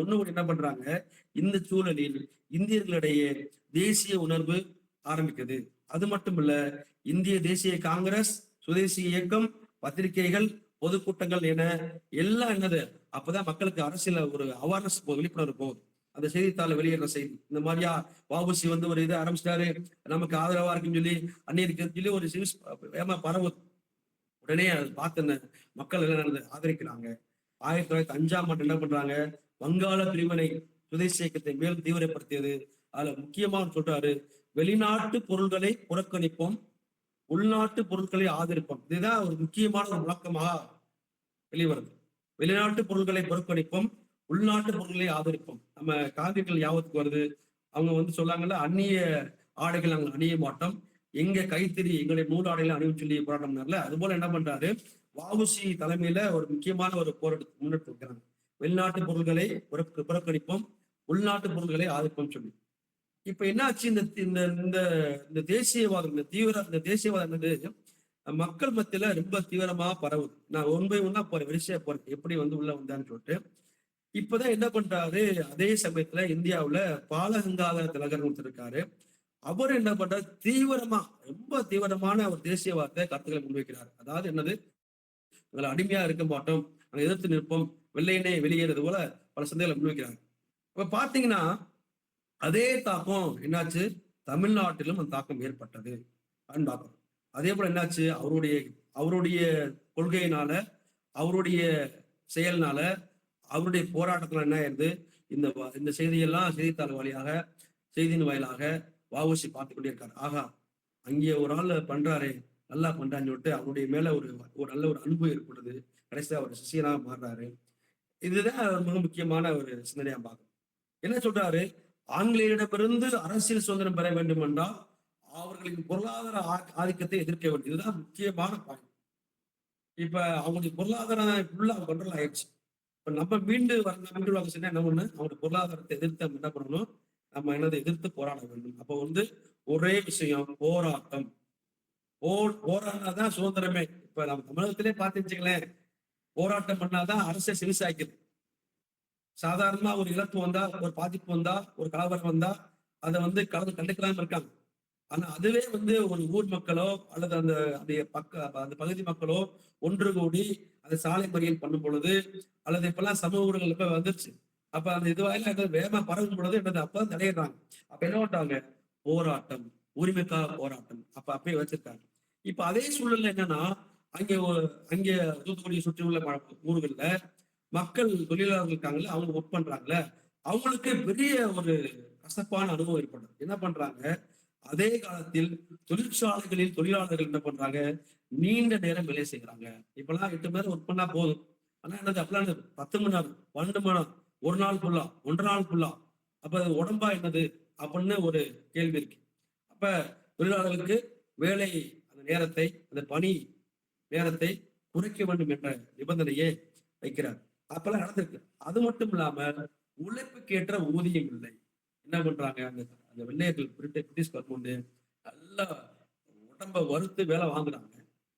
சரி, வேலை வாங்கிட்டாச்சு, வேலை முடிஞ்சிச்சு, அந்த வேலைக்கேற்ற ஊதியம் கொடுக்கணும்ல. அப்புறம் எந்த பிரச்சனையும் இல்ல. அதுவும் என்னது ரொம்ப இதாச்சு. அது மட்டும் இல்லாம கடினமான பணிச்சூழல், உயிருக்கே ஆபத்தான அளவுக்கு என்னது அந்த அளவுக்கு போயிடுது. இதெல்லாம் பார்த்து என்னாச்சு, ஒரு மிகப்பெரிய ஒரு போராட்டத்தை அதெல்லாம் பார்த்து அவர் கொந்தளிக்கிறார் வஉசி. இதெல்லாம் கொந்தளிச்சதுனால என்னாச்சு, இதுதான் அவருடைய தேசிய போராட்டத்துக்கு, தொழிலாளர் உரிமை போராட்டத்துக்கு இணைக்க வழிவகுத்தது என்று நம்ம இலக்கியங்கள் பதிவு செய்யணும், வரலாறு சொல்லிக்கிறது. அவர்தான் சொல்றாரு, அப்ப எங்க ஊர்ல நீ வந்துட்டு இப்படி சட்டம் பண்ணி சொல்லிட்டு அவர் என்ன பண்றாரு, தொழிலாளருக்காக ஒரு பெரிய மாபெரும் போராட்டத்தை ஏற்படுத்துறாரு. இன்னும் பாத்தீங்கன்னா, இந்த சுதேச இயக்கத்திற்கும் இந்த கப்பல் நிறுவனத்தை தொடங்குவதற்கும் அடிநாதம்னா யாருன்னு பாத்தீங்கன்னா, அரசியல் சுதந்திரம் வேண்டும் என்றால் பொருளாதாரத்தை தன்னிறைவு பெற வேண்டும் என்பதுதான் அவர் சொல்றாரு. இப்படியாக என்னது எப்படி கொண்டு ரன்னிங்ல போய்கிட்டே இருக்காரு. போகும்போது என்னாச்சுன்னா, இப்பதான் தீ பற்றி எரியுது, தீ பற்றி எரியுது, போராட்ட தீ பற்றி எரியுது. அதாவது தொழிலாளர் ஒற்றுமை வேணும், வேலையில முரண்பாடு இருக்கு, ஊதியம் இல்ல, போராட்டம் வெடிக்குது அங்கங்க. இப்ப இந்த சூழல்ல ஒரு சமூக ஊடகங்கள் வந்து செகண்ட்ல எல்லாம் நியூஸ் போயிடுது. ஆனா அப்ப அந்த அளவுக்கு இல்ல. நியூஸ் பேப்பர் போட்டா ஒரு நாள் 2 நாள் ஆகும், சில கிராமங்கள் போகாது. இருந்தாலும் சில காலங்கள் என்னாச்சு, அப்பதான் மக்களுக்கு ஒரு அவேர்னஸ் வருது. இதுக்கெல்லாம் முக்கிய காரணம் என்னன்னா வஉசியார். இதே சூழல்ல வந்து தமிழகத்துல எப்படி வஉசி போராடினாரோ அதே போல நீங்க வந்து ஒரு 3 பேரை இங்க நான் சுட்டிக்காட்ட விரும்புகிறேன். பஞ்சாப்ல பாத்தீங்கன்னா லாலா லஜபதி ராவ் இருக்காரு, அவரு வீரியமா போராடுறாரு அந்நியர்கள் எதிர்த்து. அதுவே மகாராஷ்டிரால பாலங்காத்துல அவரும் போறாரு, வங்காளத்துல பிபின் சந்திரபால் இருக்காரு, அவரும் போராடுறாரு. இப்படியாக அந்த 3 பேரும் சுதேசி, சுயராஜ்யம், தேசிய உணர்ச்சி என்று தன் உயிர் மூச்சாக கொண்டு ரொம்ப போராடுறாங்க. இதெல்லாம் முக்கியமான தலைவர். அதுல வஉசியோட ஒரு முக்கியமான நபர் சொல்லியே ஆகணும். வஉசியோட அவரோடு உடன் பயின்று உடனோடு நடந்து சுப்பிரமணிய சிவா அவர் என்ன பண்றாரு, அவரும் சுப்பிரமணிய பாரதி என்ன பண்றாங்க, அந்த சுதேசி இயக்கத்துல சேர்றாங்க. சேர்ந்து என்ன பண்றாங்க, போராட்டத்துல ஒத்துழைப்பு எல்லாம் பண்றாங்க. அப்ப என்ன பண்றாங்க, வஉசி பாத்தீங்கன்னா ஒரு முக்கியமான ஒற்றுமை, என்ன ஒற்றுமை பார்த்தீங்கன்னா, வஉசி வந்து சுதேசி கப்பல் நிறுவனம், திலகர் வந்து சுதேசி மற்றும் ஜோராஜிய இயக்கம், பிபின் சந்திரபால் வந்து வங்காளத்து சுதேசி இயக்கம், லாலா லஜபதி ராய் என்னது பஞ்சாப்ல. அப்ப பல்வேறு மாநிலங்கள பல்வேறு இந்த தலைவர்கள் என்ன பண்றாங்க, ஒரு பெரிய ஒரு போராட்டத்தை முன்வைக்கிறாங்க. இதுதான் முக்கியமான. அது மட்டும் இல்லாமல் என்ன பண்றாங்க, இலங்கைக்கு பயணம் செய்து இப்ப வந்து ஆமா சுதேசி 3வது போயிருவோம். சுதேசி இயக்கத்தில் வஉசி அவருடைய பங்களிப்பு என்னன்னு பார்க்கும்போது, வஉசி எதிர்த்த ஏகாதிபத்தியம். இந்த ஏகாதிபத்தியம் என்ன அப்படின்னு பார்க்கும்பொழுது எனக்கு வந்து என்ன பள்ளி காலம் ஞாபகம். நான் 10ஆம் வகுப்பு படிக்கும் பொழுது சமூக அறிவியல் பாடம் எடுத்த ஆசிரியர் சண்முகநாதன் ஐயா யாவத்துக்கு வர்றாரு. அப்ப நடத்தியிருந்தார்.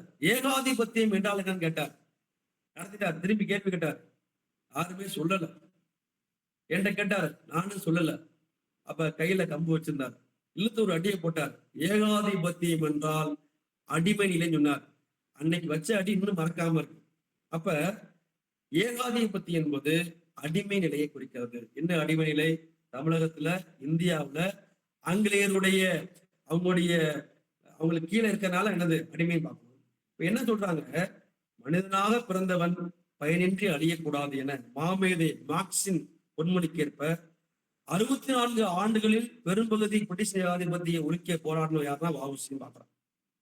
அதுக்குதான் சொல்றாங்க கப்பலோட்டிய தமிழன் செக்குலத்து சமல் என்று. அதெல்லாம் தாண்டி ஏகாதிபத்திய எதிர்ப்பாளர் என்ற ஒரு பெயரும் வஉசிக்கு இருக்கு. பார்ப்பன எதிர்ப்பு போராளின்னு இருக்கு. பெண்ணுரிமை நிலையாட்ட வந்தவர் என்ற ஒரு பெருமையும் அடையாளம் உண்டு.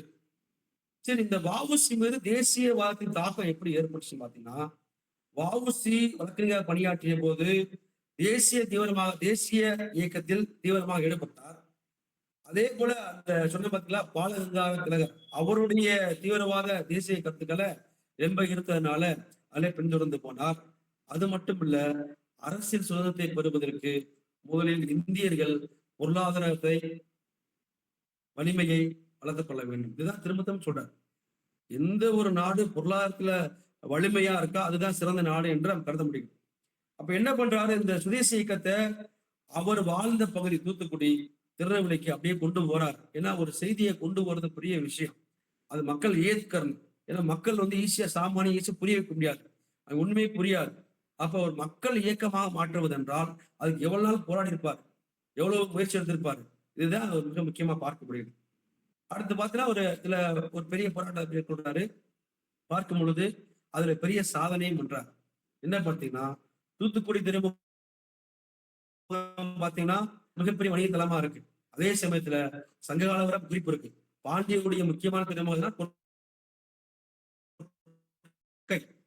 அங்கேதான் குளிப்பு அதிகமா இருந்துச்சு. அது என்னாச்சு, ஒரு காலத்துல நல்லா இருந்துச்சு. ஆனா நம்ம சங்க இலக்கியங்களான நற்றிணையில, குறுந்தொகையில, அகநூறுல,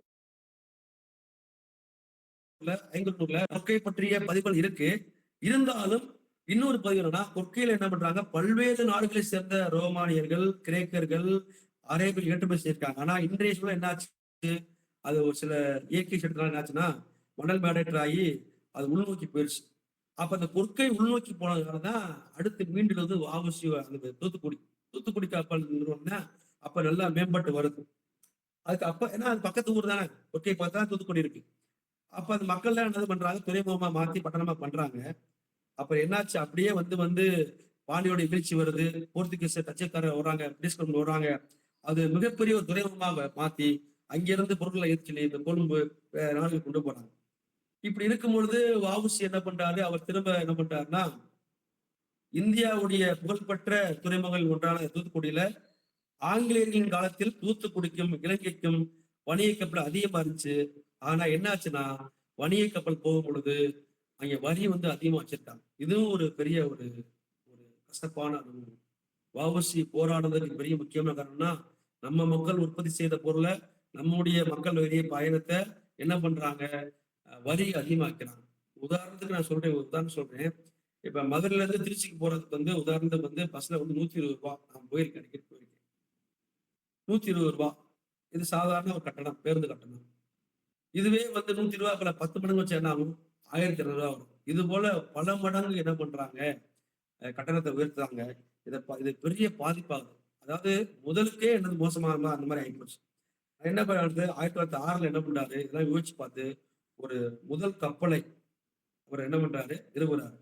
அதுக்கப்புறம் என்ன ஆச்சுன்னா, அதுல வந்து என்ன பண்றாரு, இந்த பிரிட்டிஷ் கவர்மெண்ட்டை பழி வாங்கணும், அவர் துரத்த வேண்டும் என்ற எண்ணத்துல பிரிட்டிஷின் எதிராளியின் முன் பிரான்ஸ் நாட்டில் சென்று ஒரு கப்பலை வாங்கிட்டு 1000க்கும் மேற்பட்ட இந்திய பள்ளியை தூத்துக்குடிக்கு போறாரு. தூத்துக்குடியில வந்து அந்த கொழும்புக்கு போய் ஒரு பெரிய வெற்றி நடத்துறாரு. இதை பத்தி நான் ஒரு காணொலி பார்த்தேன். அதுல வந்து பாரதியார் சொல்றாரு, அதாவது வஉசி வந்து என்ன பண்றாருன்னா, 2 கப்பலை வாங்கிட்டு வந்து வர்றாரு. இந்த 2 கப்பலை வாங்கிட்டு வர்றது காட்சிய பாரதியார் பார்க்கிறார்.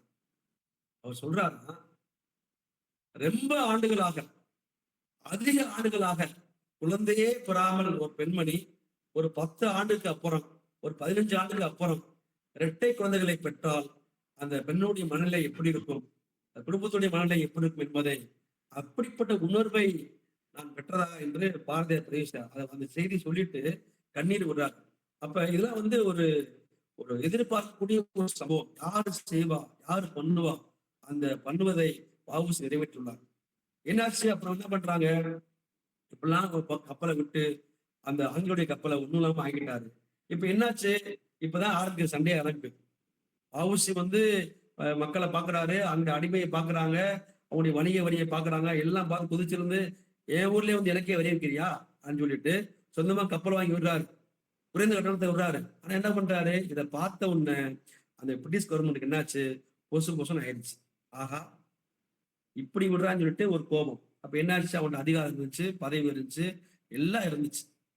அப்ப என்ன பண்றாங்க, இப்பதான் வந்து 1906 அக்டோபர் 11 சுதேசி கப்பல் பதிவு பண்றாங்க. கம்பெனி தலைவராக பொறுப்பு யார் இருக்கிறாங்கன்னா, மதுரை தமிழ் சங்கத்துடைய தலைவர் பாண்டித்துரை தேவர் இருக்கிறார். அப்படியே போகும் பொழுது சுதேசி கப்பல் தமிழர்களுக்கு மட்டுமன்றி ஆசிய கண்டத்தில் வாழக்கூடிய உழைக்கக்கூடிய மக்களுக்கு உரியதுன்னு சொல்றது பெரிய விஷயம். தமிழ்நாட்டு மட்டும் இல்ல, இந்த கப்பல் வந்து ஒரு பெரிய ஒரு வெளிச்சம் போலதான். இது வந்து ஒட்டுமொத்த இந்தியா, ஆசிய கண்டத்தில் உள்ள எல்லா மக்களும் இந்த கப்பல்ல குறைந்த வரிகளை அவங்களுடைய பொருள்களை ஏற்றுமதி செய்து, இறக்குமதி செய்து பொருள்களை வாணிபம் செய்யலாம்னு சொல்றாங்க. இது யாரு, ஏன்னா அதுக்கு முன்னாடி அவங்களுடைய வெள்ளையர்கள் என்ன பண்றாங்க, வரிகளை அதிகமா இது பண்ணி இது ஏமாத்துறாங்க. என்னாச்சு, இதை பார்த்த உடனே ஆகா புதுசா ஒருத்தர் வந்துட்டானே, அவனை முளையிலே கிள்ளி எரிய வேண்டும் என்ற ஒரு கர்ஜனையோடு தெரிகிறாங்க. இதை பார்த்த உடனே அந்த பிரிட்டிஷ் கவர்மெண்ட்டுக்கு போட்டி வந்தது, பொறாமை வந்தது. ரொம்ப உண்மையிலேயே வந்து அவர் ரொம்ப கொந்தளிச்சிட்டாங்க. நான் உண்மையிலேயே சொல்றேன், ஒரு நல்ல காரியம் மன்னிச்சுங்களேன், அதை எடுக்கிறது கெடுக்கிறதுக்கு பேர் வருவாங்க. ஒரு தீமை செஞ்சா அதை வந்து அப்ரிஷியேட் பண்ணுவாங்க, நல்லா ஜாலியா இருப்பாங்க, நல்லா என்ஜாய் பண்ணுவாங்க. ஆனா ஒரு சமூகத்திற்கு நல்ல காரியம் செய்யும் பொழுது இவனுக்கு என்ன பண்றாங்க, ஏன் மக்களுக்கு இவர் செய்யற, உனக்கு என்ன செய்யுதுன்னு கேட்கிறார் ஹவுஸ். ஆனா அதை என்ன பண்றாரு, இதுக்கு அப்புறம் தான் அவர் வாழ்க்கையில பல வகை நெருக்கடி சந்திக்கிறார். இங்க பாத்தீங்கன்னா இந்த இந்த சுதேசி கப்பல் இதனால் பிரிட்டிஷ் நிறுவனத்துக்கு போட்டியும் பொறாமையும் ஏற்பட்டது.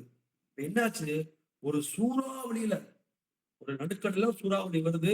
அந்த சூறாவளியில ஒரு கப்பல் எப்படி சிக்கி தவிக்குதோ அது போல வஉசி என்ன பண்றாரு, சிக்கி தவிக்கிறார். பெரிய நெருக்கடி, பல பாதிப்பு, பல இன்னல்கள் எல்லாம் வந்துச்சு. ஆனா என்ன வந்தாலும், கப்பலே கவிழ்ந்தாலும் வஉசியுடைய மன உறுதி கொஞ்சம் கூட குறையவே இல்லை. நான் போராடுவேன், என் இனத்துக்காக போராடுவேன், என் நாட்டுக்காக போராடுவேன் என்ற ஒரு முழக்கத்தோட தெரிகிறார்.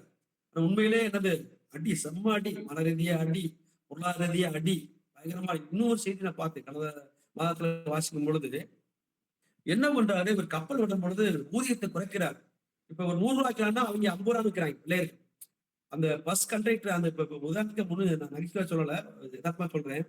இப்ப நம்ம கல்லூரி மாணவர்கள்லாம் இருக்காங்க, மாணவிகளா இருக்காங்க. 2 வகையான பேருந்து வருது.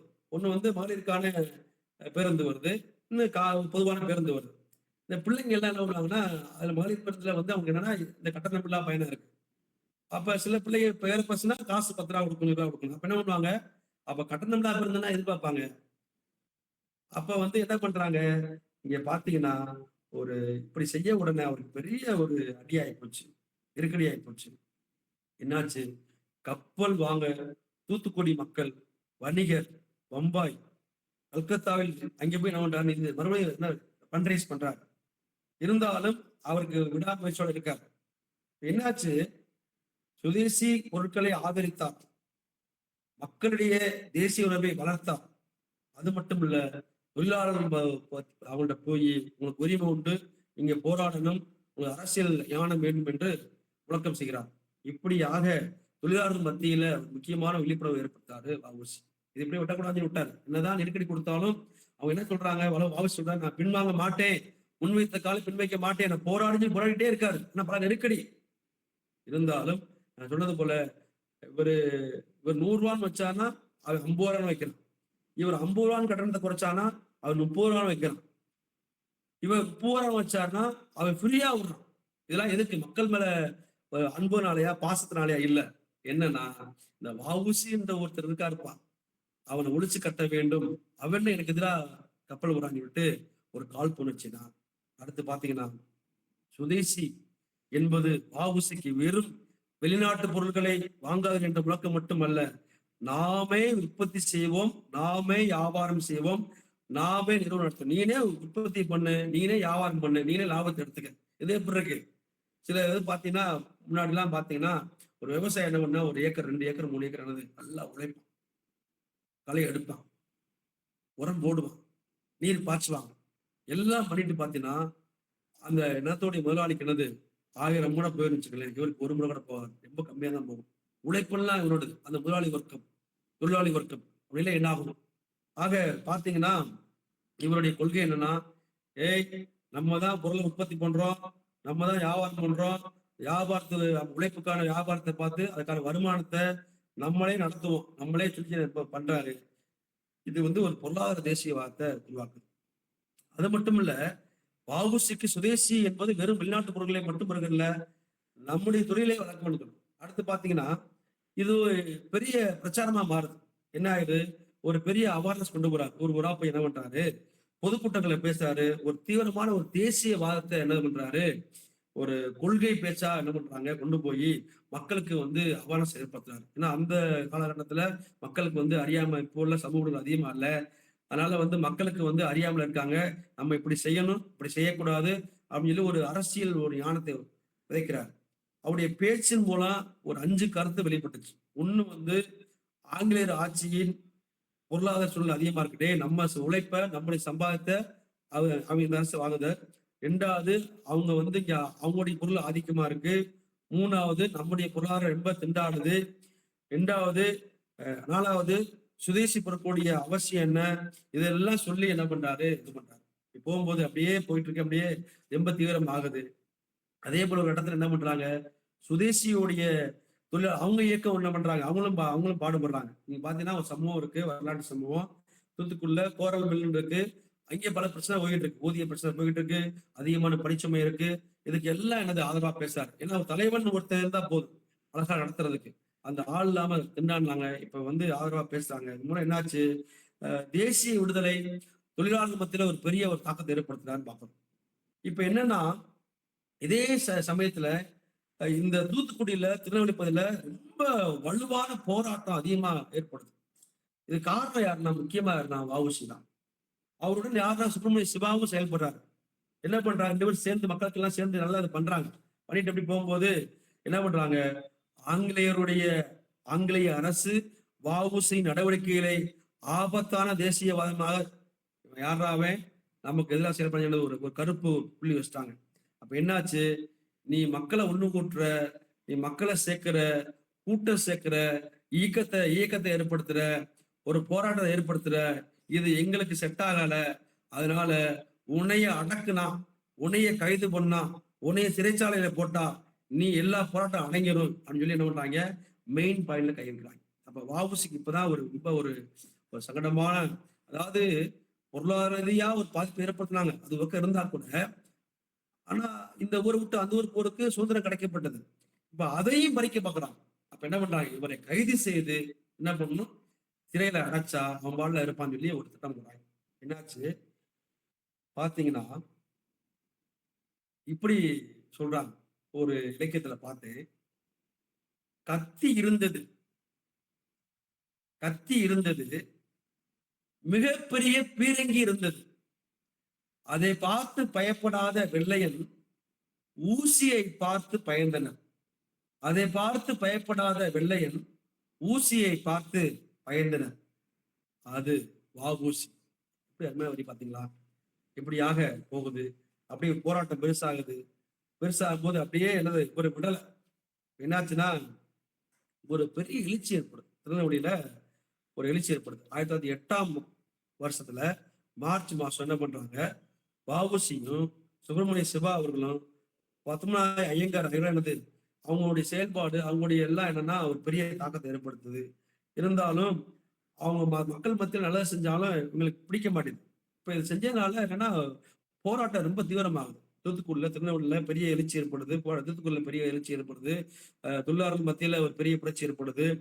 என்ன ஆச்சுன்னா, அந்த அரசு அலுவலகங்கள் மேல துப்பாக்கி சூடு வைக்கிறாங்க, அரெஸ்ட் பண்றாங்க, கடைகளை உடைக்கிறாங்க, காவல்துறை துப்பாக்கி சூடே நடத்தி அதை பார்க்க முடியுது, வரலாற்று இருக்கு. அது மட்டும் இல்லாமல் மக்களுக்கும் அரசாங்கத்துக்கும் இடையேயான கடுமையான மோதல் ஏற்பட்டது. அரசாங்கத்திட்ட வலிமையான ஆயுதம் இருக்கு, ஆனா இவங்கள்ட்ட ஒண்ணுமே இல்லை. போராட்டம் இருக்கு, கையை அசைக்கலாம், அவ்வளவுதான், கத்த முடியும். ஆனா அவங்கள்ட்ட வலிமை இருந்துச்சு, அதிகாரம் இருந்துச்சு.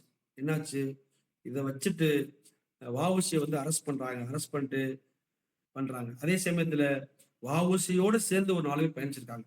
வஉசி, சுப்பிரமணிய சிவா, சுப்பிரமணிய பாரதி, உள்ளூர் வணிகர்கள், தொழிலாளர்கள், பொதுமக்கள்கள், இப்படி வழக்கறிஞர்களா உடன் இருந்து சப்போர்ட்டா இருக்காங்க. இப்ப என்னாச்சு, இப்ப சிறையில என்ன பண்ணிட்டாங்க, அரெஸ்டாங்க வஉசி.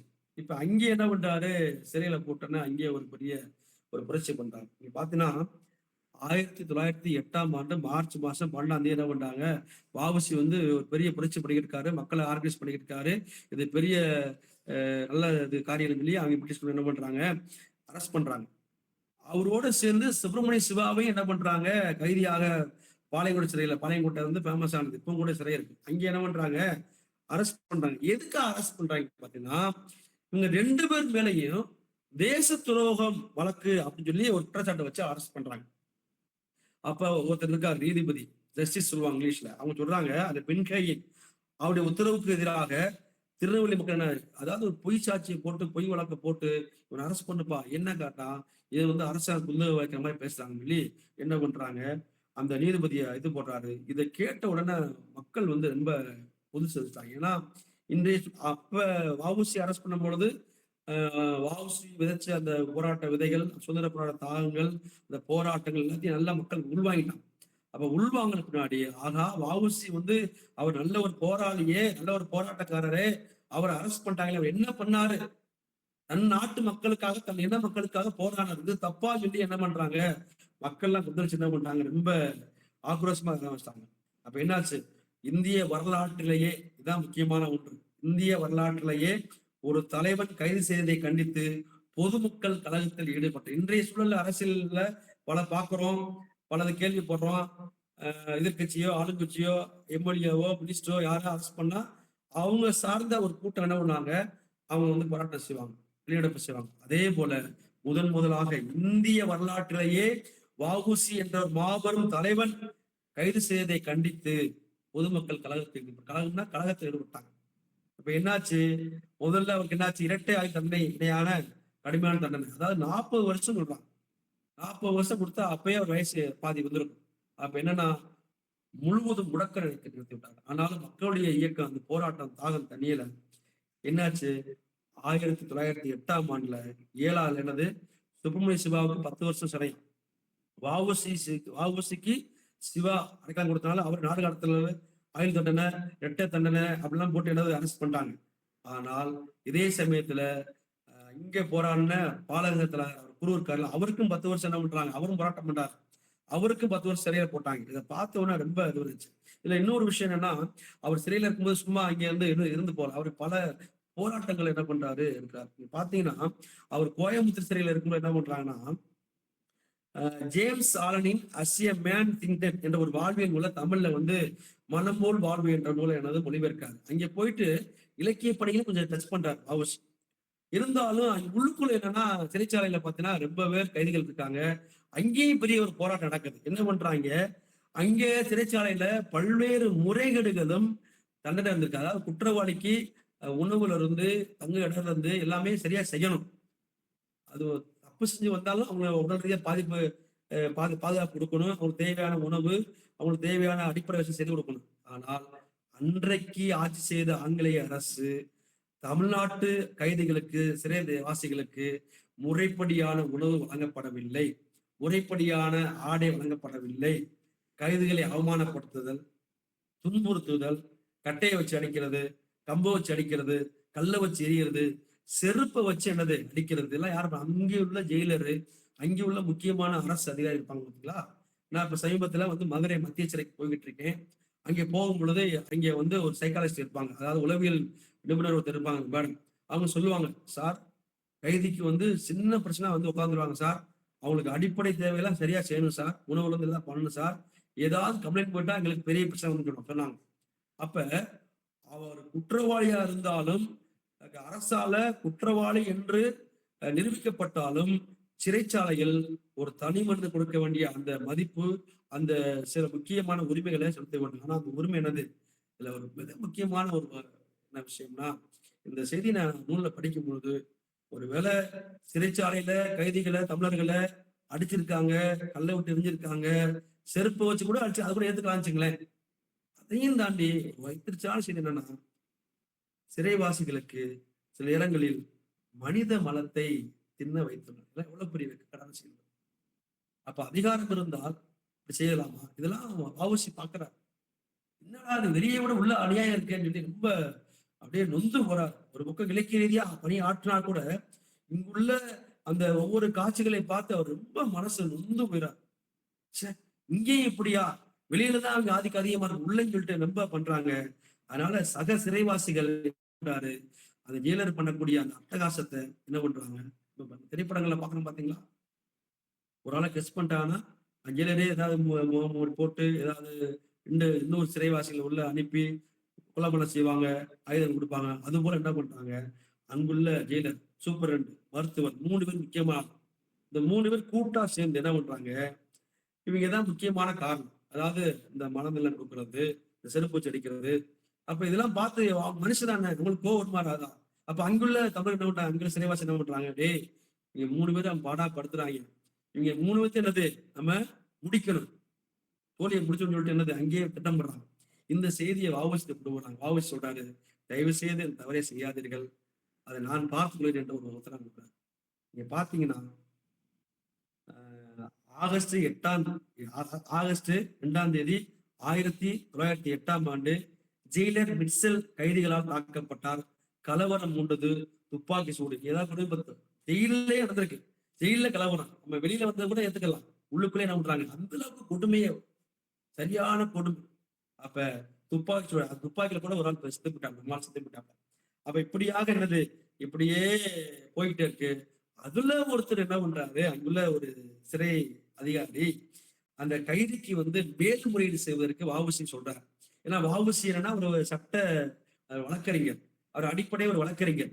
அப்ப இந்த விஷயத்தை எப்படி கொண்டு போய் சேர்க்கிறது, ஏன்னா உள்ளுக்குள்ள நடக்கிற சம்பவம் வெளியே தெரியாது, அந்த அரசுக்கு தெரியாது. அப்ப இந்த சட்டத்தை, இந்த பிரச்சனையை எப்படி கொண்டு செல்வது என்ற ஒரு சிந்தனை வைக்கிறாரு. அப்ப அங்குள்ள ஒரு மனுஷன், அங்குள்ள ஒரு சிறை ஒரு அதிகாரி இந்த மாதிரியா மேல்முறையீடு செய்வதற்கு உதவி செய்யாது. அந்த உதவி செய்வதை கூட ஒரு ஆள் பார்த்து என்ன பண்றாங்க, அவர் வேலை நீக்க மாட்டாங்க. அதை பார்த்து ரொம்ப வஉசி வருத்தப்படுறாரு. இருந்தாலும் காலப்போக்கில் அப்படி வேலை நீக்கம் செய்த, பணி நீக்கம் செய்த அந்த சிறை அதிகாரி கூட சில உதவிகளை வழங்குவதாக பதிவு சொல்லப்படுகிறது. இதெல்லாம் தாண்டி சுற்றியுள்ள நபர்கள், சுற்றியுள்ள சிறைவாசிகள், உள்நாட்டை சேர்ந்த மக்கள் எல்லாம் என்ன பண்ணாங்கன்னா ரொம்ப பாதிக்கப்பட்டாங்க. அதை விட வஉசி என்ன பண்ணாரு, பல வகையான கொடுமைகளை அனுபவித்தார். பாத்தீங்கன்னா அவர் கடுங்காவல் தண்டனை, செக்குலுக்கு வச்சாங்க. செக்கு நல்லா தெரியும், மாடு செய்ய வேண்டியதை மனுஷன் எடுத்தாங்க. கடுமையான உழைப்பு, சங்கிலியை வச்சு கட்டுறது, உடைய பார்த்தீங்கன்னா உடையில கூட பார்சியாலிட்டி, உணவுல கூட தரமற்ற உணவு, அதை சாப்பிட்டு ரொம்ப உடல் ரீதியா பாதிப்பு வந்திருக்கு. அதுக்கப்புறம் மன உளைச்சல் ஏற்படுத்துறது, திட்டுறது, துன்புறுத்துறது, அரசியல் பழி வாங்குறது, இப்படி பல்வேறு வகையான நெருக்கடி தந்தாலும் என்ன பண்றாரு வஉசி, துன்பத்திலும் தளராத மனத்தை கொண்டு எத்தனை வகையான கொடுமைகளையும் அனுபவித்தாலும் நாட்டு பற்றையும் சுதந்திர கொள்கையையும் அவர் கைவிடவே இல்லை. அதனாலதான் கப்பலுடைய தமிழ் என்று பெயர். இங்க பேச வேண்டிய ஒரு முக்கியமான ஒரு விஷயம் என்னன்னா, கப்பல் ஓட்டியவர் என்பதற்காக மட்டும் வஉசி என்று நினைவு பெறக்கூடாது. அவரை வஉசி கப்பலை இழந்தார், வஉசி கப்பலை இழந்தார், செல்வத்தை இழந்தார், வழக்கறிஞர் உரிமை இழந்தார். ஏன்னா வழக்கறிஞர் பதவியை பறிச்சிட்டாங்க. சிறையில் உடல்நலத்தை இழந்தார். ஆனால் அவர் இழக்காத உண்டு என்ன தெரியுமா, நாட்டுப்பற்றை அவர் ஒருபோதும் இழக்கவே இல்லை. என் உடல்தான் சிறையில் இருக்கிறது, என் ஆன்மா மக்களோடு இணைந்திருக்கிறது என்ற ஒரு முழக்கத்தை ஏற்படுது. இது பாத்துங்க, நமக்கு ஒரு சின்ன பாதிப்பு வந்தாலே, ஒரு சின்ன அச்சம் வந்தாலே நம்ம என்னது மாறிடும், மனம் மாறிடும், ஆப்போசிட்ல சேர்ந்துடுறோம். நெருக்கடி வந்தா என்னது டக்குன்னு ஆளை விட்டு மாறிடும், கூடு விட்டு கூடு பாஞ்சிடுறோம், அந்த டீம்ல இந்த டீம் சேர்ந்துடுறோம். ஆனா எவ்வளவு நெருக்கடி, எவ்வளவு பாடுகள், எவ்வளவு துன்பங்கள், எவ்வளவு துயரங்கள், அவ்வளவு வேதனை, தாங்கன்னா பாடுகள், உணவுல இருந்து உடையில இருந்து அடிப்படை வசதியில இருந்து அடி, பயங்கரமான அடி, எல்லாத்தையும் என்ன பண்றாரு, அவர் என்ன பண்றாரு, இந்த நேரத்துல சாலை இளைஞருடைய ஒரு பாடல ஒரு கவிதை சொல்ல விரும்பார். செக்கிழுத்தார் சிறை சென்றார் தியாகம் செய்தார், செக்கிழுத்தார் சிறை சென்றார் தியாகம் செய்தார், சிங்கமெனும் ஆங்கிலேயர் பிடரி தன்னை சிக்கனவே பிடித்தாட்டும் விதமாய் 8 விதமாய் போட்டி, சிறு கப்பல் கடல் தூத்துக்குடியில் விட்டார், தெக்கனத்து திலகர் என புகழும் பெற்று தேசிய கனல் எரிய விறகாய் ஆனார், தக்கவருக்கு தக்கவாறு நினைவு சின்னம் தமிழரசு சமைத்திடும் நாள் திருநாள் அன்றோ. இது முக்கியமான ஒரு எழுச்சி பாடல் போல பார்க்கணும். இப்ப என்னாச்சு, இதோட என்னாச்சுன்னா 40 வருஷம் சிறை குறைஞ்சிருச்சு. அவருக்கு குறைச்சி வெளியே வந்துட்டாரு. இப்ப வெளியே வரும்போது அவருடைய எல்லா பதவிகளும், அந்த சட்ட சேர்ந்த எல்லாமே என்ன பண்ணிட்டாங்கன்னா பறிச்சிட்டாங்க. அவர் என்ன பண்றாரு, 1912 என்ன பண்றாரு, வெளியே வர்றாரு. வெளியே வரும் பொழுது எதிர்கொண்ட வாழ்க்கை ரொம்ப கடினமா இருந்திருக்கு. நான் முடிவுக்கு வந்துட்டேன். என்ன பண்றாங்க, அவர் சிறையில் இருந்த காலத்திலேயே சுதேசி ஸ்டீம் நேவிகேஷன் கம்பெனி அந்த என்ன கலைக்கப்பட்டுச்சு. இவர் ஆரம்பிக்கப்பட்ட அந்த கம்பெனி என்னது உள்ள ஊத்தி மூடிட்டாங்க. இதுக்கெல்லாம் காரணம் இல்லையா. அது மட்டும் இல்லாமல் அவர் கஷ்டப்பட்டு கண்ணீர் சிந்தி மக்கள்கிட்ட ஊரா சென்று நிதி திரட்டி அவர் வாங்கப்பட்ட கப்பலை ஏலத்துக்கு விட்டாங்க. வெளியே இருந்தானப்பா, உள்ளே வச்சு என்ன தெரிய போகுது? அப்ப பிளான் பண்ணி திட்டமிட்டு எந்த தவறும் செய்யாதவரை ஒரு தேச துரோக வழக்கை போட்டு உள்ள வந்ததுனால இவர் உள்ள இருந்த கேப்ல என்ன பண்ணிட்டாங்க? இது போன்ற காரியங்களை அந்த சுதேசி இயக்கம் கலைக்கப்பட்டது, அந்த கப்பல் ஏலத்துல பண்ணது. அதை விட முக்கியமான வைத்திருச்சு என்னன்னா, அந்த வழக்கறிஞர் உரிமையை கூட என்ன பண்ணாங்க? பறிக்கப்பட்டது. ஆனால் எல்லாத்தையும் இழந்தாலும் அவர் வாழ்க்கையை விட்டு வைக்கவில்லை. என்ன பண்றாங்க? திரும்ப வர்றார். அதான் முக்கியமானது. அடிக்குமான அடி. எல்லா உரிமையும் பறிக்கப்பட்டுச்சு. தொழிலாளர் அமைப்புகளில் ஈடுபடுகிறார், எழுத்துப்பணியில் ஈடுபடுகிறார், தமிழ் நூல் அதெல்லாம் பெரிய விஷயம். தமிழ் இலக்கண நூல் எழுதுறது பதிப்பதெல்லாம் பெரிய விஷயம். அது வேற டாபிக். இப்படி பண்றாரு. பண்ணும் பொழுது என்ன பண்றாரு? பல்வேறு வகையான இலக்கியத்திலே ஆர்வம் படுறாரு. இருந்தாலும் ரொம்ப வஉசி வறுமைக்கு தள்ளாடுறாரு. அதான் ரொம்ப ஒரு வார்த்தை. வஉசி மிகுந்த வறுமையில் வாடினார். எப்பேற்பட்ட மனிதன், எப்பேற்பட்ட ஒரு சிந்தனையாளன், அந்த மனிதனை ஒன்றுமில்லாமல் ஆக்கி விட்டார். என்னாச்சு? தூத்துக்குடிக்கு என்ன பண்றாரு? மண்ணெண்ணெய் வியாபாரம் பண்றாரு. இன்றைய சூழல் மண்ணெண்ணெய் குறைஞ்சு போச்சு. அப்ப மண்ணெண்ணெய் வியாபாரம் பண்றாரு. அது மட்டும் இல்ல, அரிசி வியாபாரம் செய்து குடும்பத்தை நடத்தினார். இப்படியே போறாரு. 1936 என்ன பண்றாரு? நவம்பர் 18 அந்த 64 வயசுல என்ன பண்றாரு? உயிர் நீத்தார். ஆக ஒரு ஆங்கிலேய அரசு, ஒரு பிரிட்டிஷ் கவர்மெண்ட் ஒரு நல்ல நேர்மையான மனிதனை எவ்வளவு சித்திரவதை செய்து, அது மட்டும் இல்ல, அவர் கப்பல் ஓட்டியதால் மட்டும் அல்ல, கூட்டுறவு சங்கம் அமைத்து குறைந்த விலையில என்ன பண்றாரு? பொருள் விற்பனை. அது அவர் நோக்கம் எல்லாம் மக்கள் விடுதலை, மக்கள் சுதந்திரம், பொருளாதாரத்துல மேம்படணும், இந்தியா தன்னிறைவு பெறணும் அப்படின்னு சொல்லி ரொம்ப பண்ணியிருக்காரு. பாத்தீங்கன்னா ஒரு பதிவு என்னன்னா, கோரல் மில் அப்படின்னு ஒரு மில்லுல தென்கிழக்கு ஆசியாவிலேயே முதல்ல தொழிலாளருக்காக நடத்தியதுன்னா வஉசின்னு சொல்றாரு. இதுதான் தென்னாசிய, அதாவது தெற்காசியாவிலே ஃபர்ஸ்ட் தொழிலாளருக்காக ஆரம்பிக்கப்பட்ட முதல் போராட்டம் வஉசி நடத்தாங்க. ஆனா அந்த போராட்டம் வெற்றி பெற்றுச்சா அப்படின்னு கேட்டா என்னது? வெற்றி பெற்றுச்சு, வெற்றி பெறன்னு சொல்ல முடியும். ஆனா என்னது? ஒரே ஒன்று மட்டும் இருந்துச்சு. அவர் தோல்வி அடைஞ்சா கூட அந்த பிரிட்டிஷ் கவர்மெண்ட்டுக்கு வஉசி என்றால் ஒரு பெரிய அச்சமாக, ஒரு பயமாக திகழ்ந்தார் என்பதை சொல்ல முடியும். நிறைவாக நான் சொல்லி முடிச்சிடறேன். மணி 8 ஆராய்ச்சி. வஉசியின் தியாகமும் சுதந்திர போராட்டமும் இன்றைய இளைஞர்களுக்கும் மாணவ தெரியவன். நம்ம வகுப்பறையில் சொன்னேன், நம்பிகளா, இன்றைக்கு நம்ம சுதந்திரம் வாங்கியிருக்கோம், நம்ம ரொம்ப அழகா இருக்கோம், நம்ம சுதந்திரமா அலையிறோம், நமக்கு எல்லா உரிமையும் இருக்கு. ஆனால் இந்த சுதந்திரத்தை நம்ம எளிமையை பெற்றுக்கொள்ளவில்லை. இதுக்காக பாடுபட்டவர்கள், இதற்காக சிறை சென்றவர்கள், செக்கிழுத்தவர்கள் ரொம்ப இருக்காங்கப்பா. குறிப்பா இந்த தமிழ்நாட்டுல, இந்தியாவில ரொம்ப மிக முக்கியமான போராளிகள் என்ன பண்ணுவாங்கன்னா, அந்தமான் கொண்டு வருவாங்க. கடல்ல கப்பலை கொண்டு வருவாங்க. அந்தமான்ல சிறையா இருக்காங்க. அங்க அந்தமானுக்கு யாரு கொண்டு போனாங்களோ திரும்பி வரவே மாட்டாங்க. இது போல பல்வேறு வகையான இந்தியர்களை, தமிழர்களை கொண்டு அழித்து இருக்காங்க. இதெல்லாம் பாத்தீங்கன்னா இதுபடிப்பட்ட விஷயங்கள்லாம் தெரிஞ்சுக்கணும்பா சொன்னேன். அப்ப இவற்றை கற்றுக்கொள்ள வேண்டிய விஷயம் 5 விஷயம் சொல்லி உரையை முடிக்கிறேன். வஉசியை எதிர்த்து ஒரு பெரிய அரசாங்கமே செயல்பட்டுச்சு. ஆனாலும் அவர் துணிவோடு செயல்பட்டார். நம்முடைய வாழ்க்கையில எப்படிப்பட்ட நெருக்கடி வந்தாலும், போராட்டம் வந்தாலும் துணிவு ரொம்ப இருக்க வேண்டும். 2வதாக தன்னம்பிக்கை. என்னதான் பண்ணாலும், என்னதான் செய்தாலும் தன்னம்பிக்கை என்பது ரொம்ப ரொம்ப அவசியமான ஒன்று. அவர் தன்னம்பிக்கை விடவே இல்லை. 3வது தியாகம். நாட்டுக்காக செல்வத்தை இழந்தாரு, பதவியை இழந்தாரு, சுதந்திரத்தை இழந்தாரு, எல்லாத்தையும் இழந்து என்ன பண்றாரு? அவர் தியாகத்தை நினைச்சு பார்க்கணும். இந்த ஒவ்வொரு ஆண்டும் ஆகஸ்ட் 15ஆம் தேதி சுதந்திர தியாகத்தை பத்தி பேசுறோம், படம் பார்க்கிறோம், ஸ்டேட்டஸ் எல்லாம் பார்க்கணும். ஆனா அவங்களுடைய உழைப்பு, அவங்களுடைய தியாகத்தை நம்ம நேரத்தை நினைச்சு பார்க்கணும். அதே போல அவங்க உழைப்பு பார்த்தீங்கன்னா, சிறையில கொடுமையான வேலை, பணி, கடைசியாக நாட்டுப்பற்று இருக்க வேண்டும், தேசப்பற்று இருக்க வேண்டும். அதான் ரொம்ப முக்கியமான ஒன்று. இப்பேற்பட்ட ஒரு வஉசி அவர் ஒரு வாழ்ந்து, அவர் மிகச்சிறந்த ஒரு போராளி. அவரை பற்றி பேசுவதற்கு இந்த 1 மணி நேரம் பத்தாது. இன்னும் 1 மாதம் கூட பேச அந்த அளவுக்கு செய்திகள் இருக்கு. இருந்தாலும் காலம் கருதி ஒரு மாபெரும் ஒரு போராளியை பற்றி எனக்கு பேச வாய்ப்பளித்த இந்த நாமக்கல் வாகை தமிழ் சங்கத்திற்கு முதுமுனைவர் ஐயப்பன் ஐயா அவர்களுக்கும் எனது நன்றியை தெரிவித்துக் கொள்கிறேன். நன்றி, வணக்கம். நன்றி முனிசாமி. நல்ல ஒரு தலைப்பு. நீண்ட நிறைய செய்திகளை சொன்னீங்க. பொதுவாகவே தமிழர்களுக்குன்னு ஒரு குணம் இருக்கு. குறிப்பாக இந்திய விடுதலை போராட்டத்துல ஈடுபட்டு நமக்கு வெளியில தெரியக்கூடிய தியாக உருவங்களாக இருக்கிறவங்க தாண்டி பல பேருடைய பெயர் அடையாளங்கள், அவங்களுடைய விடுதலை வாழ்க்கை வரலாறு, அவங்க அர்ப்பணிப்புகள்லாம் இன்னும் நமக்கு தெரியல. நமக்கு சுதந்திர போராட்ட தியாகிகள்னு நமக்கு அளிக்கப்பட்டிருக்கிற பட்டியல் என்பது அது தாண்டிய நிறைய லட்சக்கணக்கானவர்களுடைய தியாகங்கள் அதுல இருக்கு.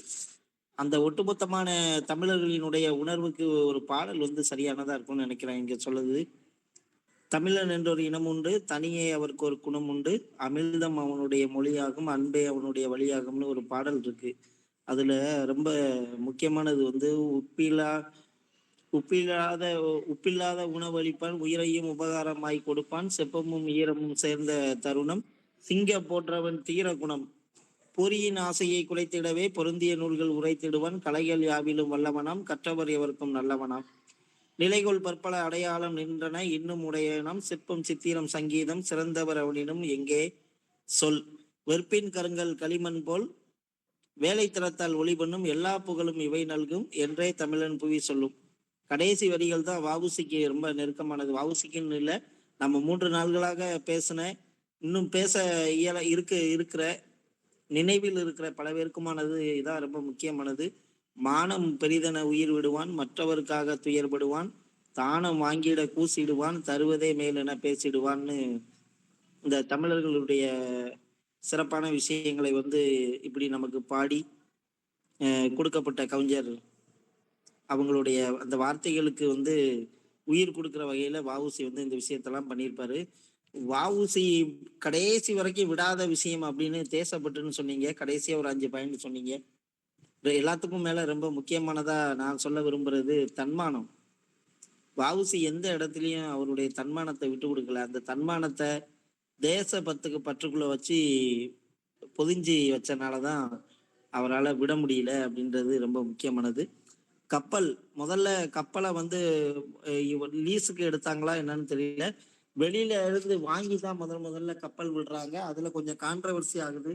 அதுக்கு பிறகுதான் சொந்தமான ஒரு கப்பலை உருவாக்குறதுக்கான ஒரு முயற்சியை உலகளாவிய நிதி திரட்டல்களை எல்லாம் செஞ்சு பல்வேறு முறைகள்ல பண்றாங்க. இதுல இதுல நம்ம கவனிக்க வேண்டிய விஷயம் என்னன்னா, அந்த கப்பல்களை இந்திய சுதேசி கப்பல்களை வாங்குவதற்கு யாரெல்லாம் நிதி கொடுத்தாங்களோ கிட்டத்தட்ட ஒரு 40 பங்குதாரர்களை இணைச்சு அந்த கப்பல் வாங்கப்பட்டதாக சொல்லப்படுகிறது. அப்படி இணைச்சி வாங்கப்பட்ட அந்த பங்குதாரர்கள்ல வஉசிக்கு ஒரு இக்கட்டான சூழ்நிலை வருகிற பொழுது மிச்சம் இருக்கக்கூடிய பங்குதாரர்கள் வெள்ளைக்காரர்களோடு சமரசமாகி அல்லது அவங்களுடைய நெருக்கடிகளுக்கோ ஏதோ ஒரு விஷயத்துக்கோ ஒத்து போய் அவர்களே வஉசிக்கு துரோகம் செய்ததுதான் அந்த கப்பல் ஒண்ணும் இல்லாம போனதுக்கான ஒரு காரணமா நம்ம பார்க்கிறோம். வஉசியினுடைய கடுமையான எதிர்ப்பு அந்த காலத்துல வந்திருக்கிறது. நம்மளுடைய மற்ற பங்குதாரர்கள் நாம தேசத்துக்காக வாங்கின கப்பலை இப்படி வெள்ளைக்காரன்ட்ட இது பண்றதுக்கு அவங்க பேச்ச கேட்டுட்டு இப்படி நமக்கு நெருக்கடிக்கு மேல நெருக்கடி கொடுக்குறாங்க அப்படின்ற அடிப்படையில இந்த கப்பலை கொடுக்க கூடாது. வஉசி சிறையில இருந்த காலகட்டத்துல நடந்தது இது. அவர் சிறையில இருக்கும்போது ஆங்கிலேயர்களுடைய சூழ்ச்சியில அந்த சுதேசி நீராவி கப்பல் நிறுவனத்தினுடைய மிச்சம் இருந்த இயக்குனர்கள் இருக்கிறாங்கல்ல, வஉசியோட நிறைய இயக்குனர்கள் இருந்திருக்காங்க.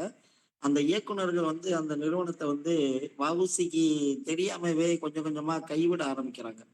ஏன் அப்படின்னா பிரிட்டிஷ்காரன் கொடுத்த நெருக்கடியும் அவங்க அந்த பிற இயக்குனர்களை கவருவதற்காக அவங்க கொடுத்த சலுகைகளும் மற்ற விஷயங்களும் வஉசியை கைவிட வைக்கக்கூடிய அளவுக்கு துரோகம் பண்ண வைக்கி. ஆக்சுவலா துரோகத்தால தான் கப்பல் நம்ம கப்பல் வீழ்ந்தது தவிர அதுக்கு பிரிட்டிஷ்காரன் கொடுத்த நெருக்கடி எல்லாம் ஒரு விஷயம் இல்லை. எல்லா நெருக்கடிகள்லயும் அசால்ட்டா வஉசி சமாளிச்சு தான் கப்பலை இயக்குனாரு.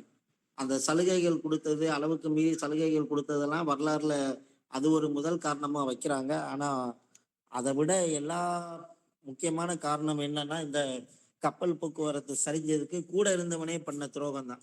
வஉசி வரலாறுல இது மாதிரி பல துரோக செயல்கள் இருக்கு. அவர் கூட இருந்தவங்களே அவருக்கு செய்த துரோகம் அப்படிங்கிறது அது நிறைய செய்திகள் இருக்கு. அந்த அடிப்படையில தான் வஉசி வந்து கடுமையா அப்பவும் எதிர்ப்பை தெரிவிக்க தான் செய்யறாரு. அந்த எதிர்ப்பையும் மீறி இந்த சுதேசி கப்பல்கள் வந்து யாரை எதிர்த்து போரிட்டானோ, யாரை எதிர்த்து போரிடுவதற்காக இந்த கப்பலை வஉசி கஷ்டப்பட்டு இங்க கொண்டு வந்தாரோ, அதே பிரிட்டிஷ் இந்திய நீராவி கப்பல் நிறுவனத்திற்கு ஏலத்துல வந்து இந்த கப்பல் வந்து விற்கப்படுது. சிறையில் இருந்த வஉசிக்கு அது வந்து ஒரு பெரிய பேரிடையாக அமையுது. எது கப்பல் விற்கப்பட்டது அவருக்கு பேரிடியா அமையல. கூட இருந்த இயக்குனர்கள்ட்ட பொறுப்பை ஒப்படைச்சிட்டு சிறைக்கு போனவர், கூட இருந்தவனே நமக்கு துரோகம் பண்றானே அப்படின்றது அவருக்கு ஒரு பேரிடையா வந்து அமைஞ்சது. அந்த அடிப்படையில தான் இந்த கப்பல் வந்து ஒண்ணும் இல்லாம ஆகுது அப்படின்னு நம்ம பாக்குறோம். அவரு சிறையில இருந்தப்ப காந்தி நிறைய பணம்லாம் கலெக்ட் பண்ணி சட்ட போராட்டத்துக்கு உதவுனாரு அப்படின்ற வரலாறுலாம் இருக்கு. அதுலயும் நிறைய கான்ட்ரவர்சியான செய்திகள்லாம் இருக்கு. தமிழகம் மட்டும் இல்லாம கொல்கத்தால இருக்கக்கூடிய ஒரு பத்திரிகை நிறுவனமும் வஉசியினுடைய சட்ட போராட்டத்துக்கு மிகப்பெரிய உதவி செஞ்சிருக்கு. காந்தியை பேசிக்கிட்டே இருப்பாங்க, ஆனா அந்த பத்திரிகையை விட்டுருவாங்க. அமிர்த பஜார் பத்திரிகா அப்படின்னு சொல்லக்கூடிய கொல்கத்தால செயல்பட்ட பிரபலமான ஒரு பத்திரிகை வந்து வஉசியினுடைய வீர வரலாறை, அவங்களுக்கெல்லாம் இந்த வரலாறு போடணும்னு அவசியம் இல்லை.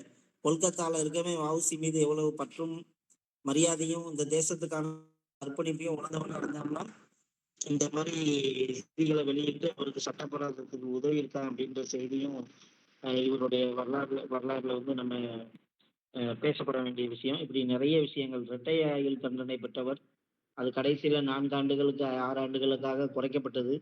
இது மாதிரி நிறைய செய்திகள் வஉசி பத்தி நம்ம பேசுவதற்கும் அவரை இந்த கோரல் மில் நியூஸ்லாம் சொன்னீங்க, அதெல்லாம் ரொம்ப முக்கியமானதுதான்.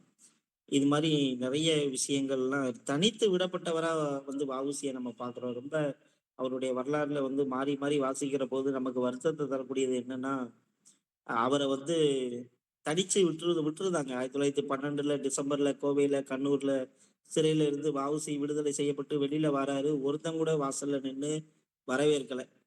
சுப்பிரமணிய சிவாவையும் இன்னும் 1, 2 பேரையும் தவிர. அது அது ஒரு செய்தி. அதுல அவருக்கு இந்த தேசத்துக்காக உழைச்சவருக்கு என்ன மரியாதை செஞ்சாங்க அப்படின்றது. அது மாதிரி வழக்கறிஞர் உரிமம் பறிக்கப்பட்ட போது தன்னுடைய இறுதி காலத்துல மனநிறுத்திருக்கிறாரு. மளிகை கடையில வியாபாரம் பார்த்திருக்கிறாரு. இப்படியெல்லாம் வந்து குடும்பத்தை நடத்துறதுக்கு மிகப்பெரிய ஒரு போராட்டத்தை தேசத்துக்கு பாடுபட்டதுனால செஞ்சிருக்கிறாரு அப்படின்னு நம்ம பாக்குறோம். குறிப்பா தூத்துக்குடி காங்கிரஸ் அலுவலகத்துல 1936 நவம்பர் 18 அன்னைக்கு வறுமையினால அவரை இறக்க விட்டுருந்தது அப்படிங்கிறது இந்த தேசத்துல அவரை கவனிக்காம விட்டதினுடைய பெரிய அபத்தமா வரலாறுல நாம வந்து பார்க்க வேண்டியதா இருக்கு. வஉசிக்கு நடந்த பெரிய அபத்தம் அவரை நம்ம கைவிட்டது அப்படின்றது. அதனால வறுமையின் பிடியினால அவர் வந்து அவருடைய உயிரிழப்பு அப்படிங்கிறது நடந்துருது.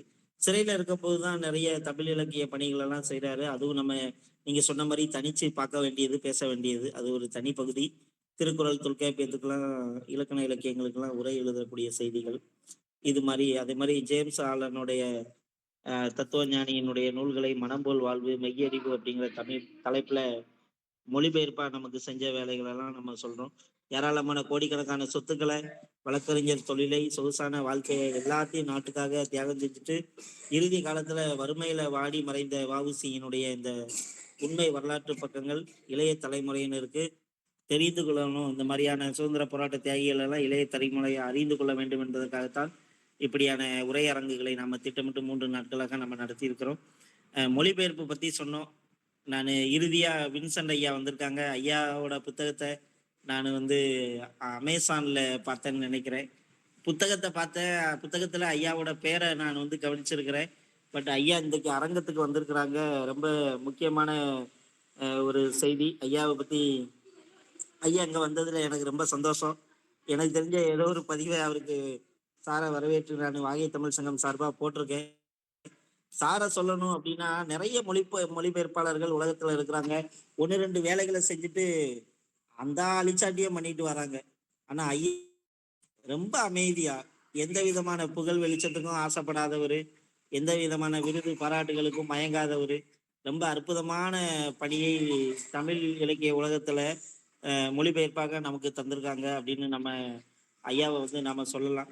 நான் ஐயாவிட்ட நிறைய பேசாட்டா கூட மதுரையை சார்ந்த என்னுடைய முன்னோடிகள், முன்னணி பேராசிரியர்கள் மூலமாக இந்த பெயர்களை நான் வந்து அடையாளப்படுத்தி இருக்கிறேன். இப்ப முனியசாமிக்கு இருந்த மாரியான நேர்ல போய் பார்க்குற, பேசுகிற பாக்கியம் எனக்கு கிடைக்காட்டாலும் கூட, இன்னைக்கு இங்க வந்திருக்காங்க அப்படின்னு சொல்லுறது கூட எனக்கு ரொம்ப ஒரு சந்தோஷமான ஒரு விஷயமா இருக்கு. ஒரு தனித்துவமான மொழிபெயர்ப்பு கொள்கையை தனக்கென வகுத்துக்கிட்டு, ஐயா வந்து நெறைய விஷயங்கள வந்து செய்யக்கூடியவங்க அப்படிங்கிறது ரொம்ப முக்கியமானது. ஐயாவோட இதுல வந்து மெட்டாபாரிக்கல் அண்ட் அனலிட்டிக்கல் இன்டர்பிரட்டேஷன் வந்து அவருக்குன்னு தனியாவே நாம குடுக்கலாம். அவருடைய படைப்பு ஆளுமை குறித்தே ஒரு பெரிய உரையரங்கம் வைக்கலாம் ஐயாவுக்கு. அந்த அளவுக்கு அவருடைய அ ஒரு எளிமையான அந்த ஆளுமை, ஒரு மொழியினுடைய ஆன்மாவ வந்து இன்னொரு மொழியினுடைய உடலுக்குள் யார் மாற்றுகிறார்களோ அவர்கள் தான் உண்மையான மொழிபெயர்ப்பாளர் அப்படின்ட்டு மொழிபெயர்ப்பாளருக்கான தகுதிகள பத்தி படிக்கும்போது நானு படிச்சிருக்கிறேன். இந்த வாசகம் யாருக்கு பொருந்துதோ இல்லையோ, அது வின்சென்ட் ஐயாவுக்கு வந்து பொருந்தும். அவருதான் தமிழ் மொழியினுடைய ஆன்மாவை ஆங்கில மொழியினுடைய உடலுக்குள்ள அல்லது ஆங்கில மொழியை தமிழ் மொழியினுடைய உடலுக்குள்ளாக ஆங்கில மொழியினுடைய ஆன்மாவை எப்படி வேணாலும் சொல்லலாம். உண்மையான முறையில மாற்றிய ஒரு மொழிபெயர்ப்பாளராக நான் வந்து ஐயாவ வந்து சொல்லணும்னு விரும்புறேன். ராஜேந்திர சோழர் கான்கரர் ராஜேந்திர சோழனை ஒரு மிகப்பெரிய வெற்றியாளனாக மாற்றிய அவருடைய மொழிபெயர்ப்பு படைப்பு வந்து ரொம்ப முக்கியமானது, தனித்துவமானது அப்படின்னு நான் சொல்ல வரேன். அது மாதிரி ஐயாவ வந்து ஒரு கல்ச்சுரல் கஸ்டடியன் ஆஃப் வேர்ட்ஸ்ன்னு கூட சொல்லலாம். அந்த இதெல்லாம் ரொம்ப முக்கியமானது. மொழிபெயர்ப்பாளர்கள் இப்ப இருக்கிற புதுசு புதுசா வரவங்க அவர்ட்ட உட்கார்ந்து படிக்கணும். அவர்ட்ட போய் ஐயாட்ட டியூஷன் படிக்கணும். படிச்சுட்டு தான் தன்னை ஒரு மொழிபெயர்ப்பாளரா அவர் வளர்த்துக்கிடணும். இப்படி நிறைய ஐயாவை பத்தி சொல்றதுக்கு நிறைய இருக்கு. காலத்தை கடந்த அவருடைய 80 கிட்டத்தட்ட எனக்கு தெரிஞ்சு 70, 80 வயதுல இருக்கலாம்னு நினைக்கிறேன் ஐயாவுக்கு. ஆனாலும் கூட அவருடைய எழுத்து சிந்தனை, வாசிப்பு சிந்தனை, மொழிபெயர்ப்பு தமிழுக்காகவும் மற்ற மொழிகளுக்காகவும் ஏதாவது செய்யணுன்ற அந்த துருதுருன்னு 80 வயதுன்னு சொல்லக்கூடாது. அவர் 18 வயதுல தான் இன்னமும் இருக்கிறாரு ஐயா. ஏன் 86 வயசுங்க ஐயா. அதான் 87 இல்ல, அப்ப 17ன்னு அதை நம்ம மாத்தி அமைச்சுக்கணும். நிறைய ஐயா மாதிரி ஆள்கள்ட்ட நம்ம படிக்கணும். அவர்ட்டெல்லாம் படிக்க வாய்ப்பு கிடைக்கலங்கிறது ரொம்ப பெரிய கவலை. ஒரு புத்தகத்தை வச்சு அந்த பேரையும் சில செய்திகளையும் ரொம்ப வருஷத்துக்கு முன்னாடியே பார்த்தேன். எனக்கு இன்னைக்கு இங்க வந்திருக்கிறாருன்றதே இவ்வளவு பெரிய நினைவுக்கு வரக்கூடிய விஷயமா இருக்குன்னு நான் இன்னும் புத்தகத்தை படிக்கிறதுக்கு ஆர்வத்தோட தேடுனேன். ஆனா அன்னைக்கு இருந்த நேரத்துல என்னால வாங்க முடியல. கிட்டத்தட்ட 800 ரூபாய் ரேட்ல அமேசான்ல பார்த்தேன் இந்த புத்தகத்தை. இன்னமும் அது எனக்கு வாங்க முடியாம இருக்கு. என்னைக்காவது ஒரு நாளைக்கு வாங்கிட்டு புத்தகத்தை படிச்சுட்டு ஐயாட்ட நான் பேசுவேன் கண்டிப்பாக. நன்றி ஐயா, இங்க வந்திருக்காங்கங்கிறது ரொம்ப பெருமையா இருக்கு. நன்றி ஐயாவுக்கு நன்றி. வருகை தந்த ஐயா அனைத்து பேராசிரியர்களுக்கும் நன்றி. முனியசாமி சார் காலேஜ்ல இருந்து பேராசிரியர்கள், மாணவர்கள் வந்திருக்கீங்க. கண்டிக்க யாரு உங்களை கண்டிக்காங்களோ அவங்க தான் கரையேற்றுவாங்க. மாணவர்கள் முனியசாமி சாரை விட்டுறாதீங்க, புடிச்சுக்கிடுங்க. அவரை உங்களை நல்லா கரையேற்றி விடுவாரு. மாணவர்களுக்கு நான் தெரிவிச்சுக்கிடுறேன். அனைவருக்குமே இங்க வந்திருந்த அனைவருக்குமே, பெரியவங்களுக்கு, மாணவர்களுக்கு, ஆசிரியர்களுக்கு அனைவருக்குமே நான் நன்றி. உரையாளருக்கு என்னுடைய சிறப்பான நன்றி. நன்றி அனைவருக்கும். இப்போ உங்களுக்கு ஏதாவது கருத்துக்கள் இருந்தா கலந்துக்கிடலாம். நன்றி. நண்பர்களே, நான் வின்சென்ட் பேசுறேன். ஐயா வணக்கம்ங்களா. வணக்கம். முனிசாமியினுடைய அந்த உரை கேட்பதற்காக வேண்டி வந்தேன். ஒரு எல்லாரும் சொல்றத வந்து கப்பலோட்டை தமிழர் அப்படி முடிச்சுக்கிடுவாங்க. ஏனோ தெரியவில்லை, வஉசிக்கு கிடைக்க வேண்டிய அந்த அங்கீகாரம் கிடைக்கவில்லையோ என்று எனக்கு முன்னாடி சொல்லிட்டே இருப்பேன். வஉசி அவ்வளவு பெரிய மனிதர், போராளி, அவருக்கு கிடைக்கவில்லை. உலக அளவிலே போயிருக்கணும். எந்த அளவுக்கு பட்டேலுக்கோ அல்லது வேற வட இந்திய தலைவர்களுக்கோ இருக்க வேண்டிய அந்த சிறப்பு இவருக்கும் கிடைத்திருக்கணும். கிடைக்காம போய்விட்டது. அதை மீண்டும் இங்கே நினைவுபடுத்துவதற்காக வேண்டி இந்த இந்த நிகழ்ச்சியை ஏற்பாடு செய்ததற்கு நம்முடைய முதுமுனைவர் ஐயப்பன், சரியா சொல்றேன்னா, அவர்களுக்கு என்னுடைய ஐயப்பன் முதுமுனை ஐயப்பன், ஆமாங்க ஐயா, ஐயப்பன் தாங்க. என்னுடைய பாராட்டுக்களை தெரிவித்துக் கொள்கிறேன். அதே மாதிரி தமிழ்ச்சங்கம் எங்கள் வைகை மைந்தனை வாகை சொல்லிவிட்டது. அந்த வகையிலே மிகச் சிறப்பான ஒரு நிகழ்ச்சி இது. ஐயா அவர்கள் என்னை பற்றி இவ்வளவு அதிகம் சொல்லியிருப்பது எனக்கு புலகாங்கிய, யாரும் அந்த மாதிரி சொல்ல மாட்டாங்க, சொல்ல விட மாட்டேன் நான். ஐயா வந்து என்னை பற்றி இவ்வளவு சொல்லியிருக்கிறாங்க. அதற்கு நான் மிகுந்த கடப்பாடுடையேன். எந்த வயதுங்கிறது முக்கியம் கிடையாது. நமக்கு செய்ய முடியாத அளவுக்கு செஞ்சுக்கிட்டே இருக்கணும் அப்படிங்கிறது தான் என்னுடைய ஒரு நிலை. என்ன நூல் வேணுமோ நம்முடைய முனிசாமி மூலமா சொல்லுங்க, நான் அனுப்பி வைக்கிறேன் உங்களுக்கு. சரியா? நன்றிங்க ஐயா, நன்றிங்க ஐயா. வாழ்த்துக்கள். அதுவே எனக்கு வாழ்நாள்ல கிடைச்ச பெரிய பொக்கிஷமா இருக்கும். உங்க கையெழுத்தோட எனக்கு ஒரு நூல் கிடைச்சாலே அதுவே எனக்கு வாழ்நாள்ல செஞ்ச பெரிய தவம்தான். சரி, நானு பார்க்கிறேன். எந்த நூல் அனுப்பலான்றதை நான் பார்க்கிறேன் ஐயா. சரிங்க ஐயா, சரிங்க ஐயா. ரொம்ப நன்றிங்க ஐயா. வாழ்த்துக்கள். நன்றி. நன்றி, நன்றி. வேற ஏதாவது செய்திகள் இருந்தா மாணவர்கள் நீங்க இந்த தலைப்பு தொடர்பான எது இருந்ததுன்னா நீங்க கலந்துக்கிடலாம். இணைப்புல முதுமுனைவர் திருஞான சம்பந்த ஐயா இருக்காங்க. ஐயாவுக்கு வணக்கம். ஐயா, திருஞான சம்பந்த ஐயாவுக்கு வணக்கம்.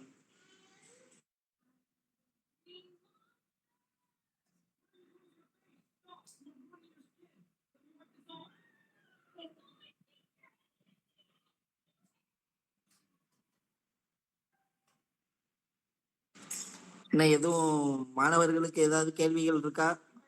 அல்லது வேற யாருக்கும் ஏதாவது கேள்விகள் இருந்தா நீங்க கேட்கலாம். அல்லது மேடம் டாக்டர் வேதக்கணியன் மேம் ஒருத்தர் இருக்காங்க. மேம்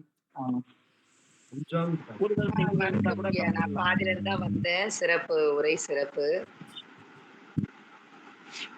வாழ்த்துக்கள். நன்றி.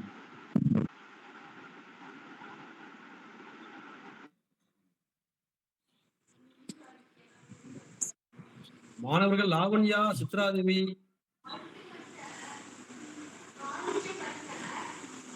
ஆண்டோனியா,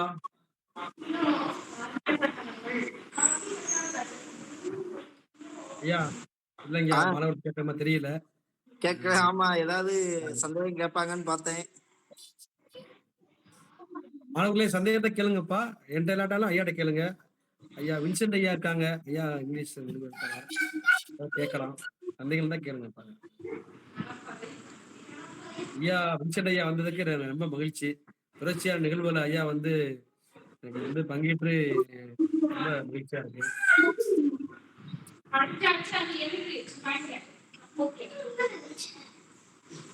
ஐயா முடிச்சிடலாங்க ஐயா. சரி, ஆமா, ஒருத்தரும் எதுவும் கேட்கிற மாதிரி இல்லை. பரவாயில்ல. நமது வணக்கம், அனைவருக்கும் வணக்கம். நாமக்கல் வாகை தமிழ் சங்கம் தங்கத்தின் சார்பாக வாகை தமிழ் சங்கத்தின் கீழ் செயல்படுகின்ற வாகை யாழிசை தமிழியல் ஆய்வு மன்றம் 80வது சுதந்திர தினத்தை நினைவு கூர்ந்து போற்றும் விதமாக விடுதலை போராட்ட வேள்வியில் தன்னை முழுதாக அர்ப்பணித்துக் கொண்ட எண்ணற்ற தியாக திரு உள்ளங்களை நினைவு கூர்ந்து போற்றும் விதமாக 3 நாளைக்கான உரையரங்கத்தை திட்டமிட்டோம். அந்த அடிப்படையில ஒவ்வொரு காலகட்டத்திலும் மிக முக்கியமானவர்களாக இருக்கக்கூடிய 3 நபர்களை மையமாக வைத்து இந்த கருத்தரங்கம் என்பது தொடங்கப்பட்டது. முதல் நாள் கருத்தரங்கத்துல வேலு நாச்சியார் குறித்து அம்பாசமுத்திரம் 100 ஆண்டுகளுக்கு மேலாக பழமையான பள்ளியாக திகழ்கிற திலகர் வித்யாலயா பள்ளியில் இருந்து தமிழாசிரியர் சந்தோஷ் அவர்கள் கலந்து கொண்டு வேலு நாச்சியார் குறித்த வரலாறை நம் மத்தியில பகிர்ந்துகிட்டாங்க. வேலு நாச்சியாரை பேசுவதன் வழியாக ஏராளமான பெண் தியாகிகளை நம்ம வந்து அதனோடு நினைவு கூர்ந்து முதல் நாள் அரங்கத்துல நம்மளுடைய அஞ்சலியை, நம்மளுடைய நினைவு மரியாதையை அந்த விடுதலை போராட்ட வீரர்களுக்கு, தியாகிகளுக்கு நாம வந்து முதல் நாள் நிறைவு செய்து சமர்ப்பித்து மகிழ்ந்தோம். 2வது நாள் ஆய்க்குடி, தென்காசி மாவட்டம் ஆய்க்குடி ஜேபி கலை அறிவியல் கல்லூரியிலிருந்து உதவி பேராசிரியர் சிவசெல்வ கணேஷ் அவர்கள் கலந்து கொண்டு வாஞ்சிநாதன் குறித்த உரையை நமக்கு வழங்கினாங்க. வாஞ்சிநாதனை பேசுவதன் வழியாக மீதம் இருக்கிற எண்ணற்ற தியாக திருவுள்ளங்களை நினைவு கூர்ந்து அவர்களையும் நாம வந்து நினைவுல எடுத்துக்கிட்டு அவர்களுக்கு அஞ்சலி செலுத்தும் விதமாக, போற்றும் விதமாக, இந்த சுதந்திர போராட்டத்துக்காக உயிர் நீத்த அத்தனை பேருக்கும் நம்ம வணக்கம் செலுத்தும் விதமாக 2வது நாளை நம்ம இந்த உரையோடு நிறைவு செய்தோம். இன்றைக்கு 3வது நாள் உரையரங்கம் நிறைவான அரங்கமாக மன்னர் திருமலை நாயக்கர் கல்லூரியில் இருந்து, தமிழ் துறையிலிருந்து உதவி பேராசிரியர் முனியசாமி அவர்கள் நம் மத்தியில வந்திருந்து வாவு சிதம்பரம் குறித்த அவரது அர்ப்பணிப்பையும் விடுதலை போராட்டத்திற்கான அவருடைய செயல்பாடுகளையும் நிறைய செய்திகளோடு நம்ம மத்தியில பகிர்ந்திருக்கிறாங்க. வாவு சிதம்பரம் ஐயா அவர்கள் குறித்த நினைவை இன்னைக்கு நாம பகிர்ந்து கொண்டதன் வழியாக அவரோடு இணைந்து இருக்கின்ற ஏராளமான தியாக திருவுள்ளங்களை இன்னைக்கு நாம நினைவில் கொண்டு வந்து இந்த ஒட்டுமொத்த விடுதலை, இந்திய தேசம் விடுதலை அடைவதற்கு, சுதந்திர காற்றை நம்ம அத்தனை பேரும் இன்னைக்கு வரைக்கும் சுவாசம் பண்ணிக்கிட்டு இருக்கிறதுக்கான அடிப்படை கர்த்தாக்களாக அமைந்த அத்தனை பேரையும் நாம நினைவு கூர்ந்து இந்த 80வது சுதந்திர தின நினைவு உரை அரங்கத்தை நாம இன்னைக்கு நிறைவு செய்கிறோம். ஏதோ இது அன்றைய ஒரு நாள்ல மட்டுமே நினைவு கூர்ந்து செய்யக்கூடிய விஷயம் இல்லை. நம்ம வாழ்நாள் முழுவதுமே அத்தனை பேரையும் நம்ம நினைவு கூறுவதற்கு கடமைப்பட்டிருக்கிறோம். அந்த அடிப்படையில இந்த உரையரங்கம் என்பது வேற ஒரு பரிமாணங்கள்ல அடுத்தடுத்து வேற ஏதாவது ஒரு வகையில நமக்கு நிகழ்த்தப்படும். இன்னும் நிறைய புதிய புதிய விஷயங்களோடு நாம இந்த அரங்கத்துல மீண்டும் நம்ம எல்லாரும் இணைய இருக்கிறோம். இந்த உரையரங்கம் வாகை தமிழ் சங்கத்தின் சார்பாக இளைய தலைமுறைகளுக்கு இது போல வரலாறுகளை எல்லாம் கடத்துவதற்காக, அடுத்த தலைமுறைக்கு இதை பற்றிய அறிமுகத்தை, கற்பிதங்களை, உணர்வு அலைகளை அவர்களுக்கு ஊட்டுவதற்காக நோக்கத்தோடு தொடங்கப்பட்டது. அந்த நோக்கத்தை நல்ல முறையில நாம நிறைவு செய்திருக்கிறோம். இன்றைக்கு இந்த கருத்தரங்கத்தில் கலந்து கொண்ட 3 உரையாளர்களுக்கும் வாகை தமிழ் சங்கத்தின் சார்பாகவும், அதன் கீழ் இயங்குகிற வாகை யாழிசை தமிழியல் ஆய்வு மன்றத்தின் சார்பாகவும் நான் நன்றியை தெரிவித்துக் கொள்கின்றேன். 3 நாள் கருத்தரங்கத்திற்கும் வருகை தந்த பேராசிரியர் பெருமக்கள், ஆய்வாளர்கள், மாணவர்கள், அதுபோல மூத்த அறிஞர் பெருமக்கள்லாம் நிறைய வந்திருந்தீங்க. அத்தனை பேருக்கும் நான் வாகை தமிழ் சங்கத்தின் சார்பாகவும், அதன் கீழ் இயங்குகிற வாகை யாழிசை தமிழியல் ஆய்வு மன்றத்தின் சார்பாகவும் நன்றியை தெரிவித்துக் கொள்கின்றேன். இந்த 3 நாள் கருத்தரங்கத்தையும் முறைப்படி ஒருங்கிணைப்பதில் என்னோடு இணை ஒருங்கிணைப்பாளராக இருந்து திரை பின்னாடி பல்வேறு வேலைகளை எனக்கு செய்து தந்து கொண்டு இருக்கின்ற அன்பு தம்பி மிதுன் அவர்களுக்கும் நான் இந்த 3 நாள் கருத்தரங்கத்தை நல்ல முறையில் நடத்துவதற்கு அவருடைய பங்களிப்பு ரொம்ப முக்கியமானது. அவருக்கும் நான் நன்றியை தெரிவித்துக் கொள்கின்றேன். வருகை தந்தவர்களுக்கு மீண்டும் அத்தனை பேருக்கும் நன்றியை சொல்லி இன்றைய அரங்கத்தை நாம நிறைவு செய்கின்றோம். வேறொரு நல்ல தலைப்புல மீண்டும் நாம எல்லாரும் இணைந்து பயணிப்போம். அதுவரை உங்களிடமிருந்து விடைபெறுவது வாகை தமிழ் சங்கமும் வாகை யாழிசை தமிழியல் ஆய்வு மன்றத்தின் சார்பாக முதுமுனைவர் மு. ஐயப்பன். நன்றி, அனைவருக்கும் நன்றி, அனைவருக்கும் வணக்கம். நன்றி. நன்றிங்க ஐயா.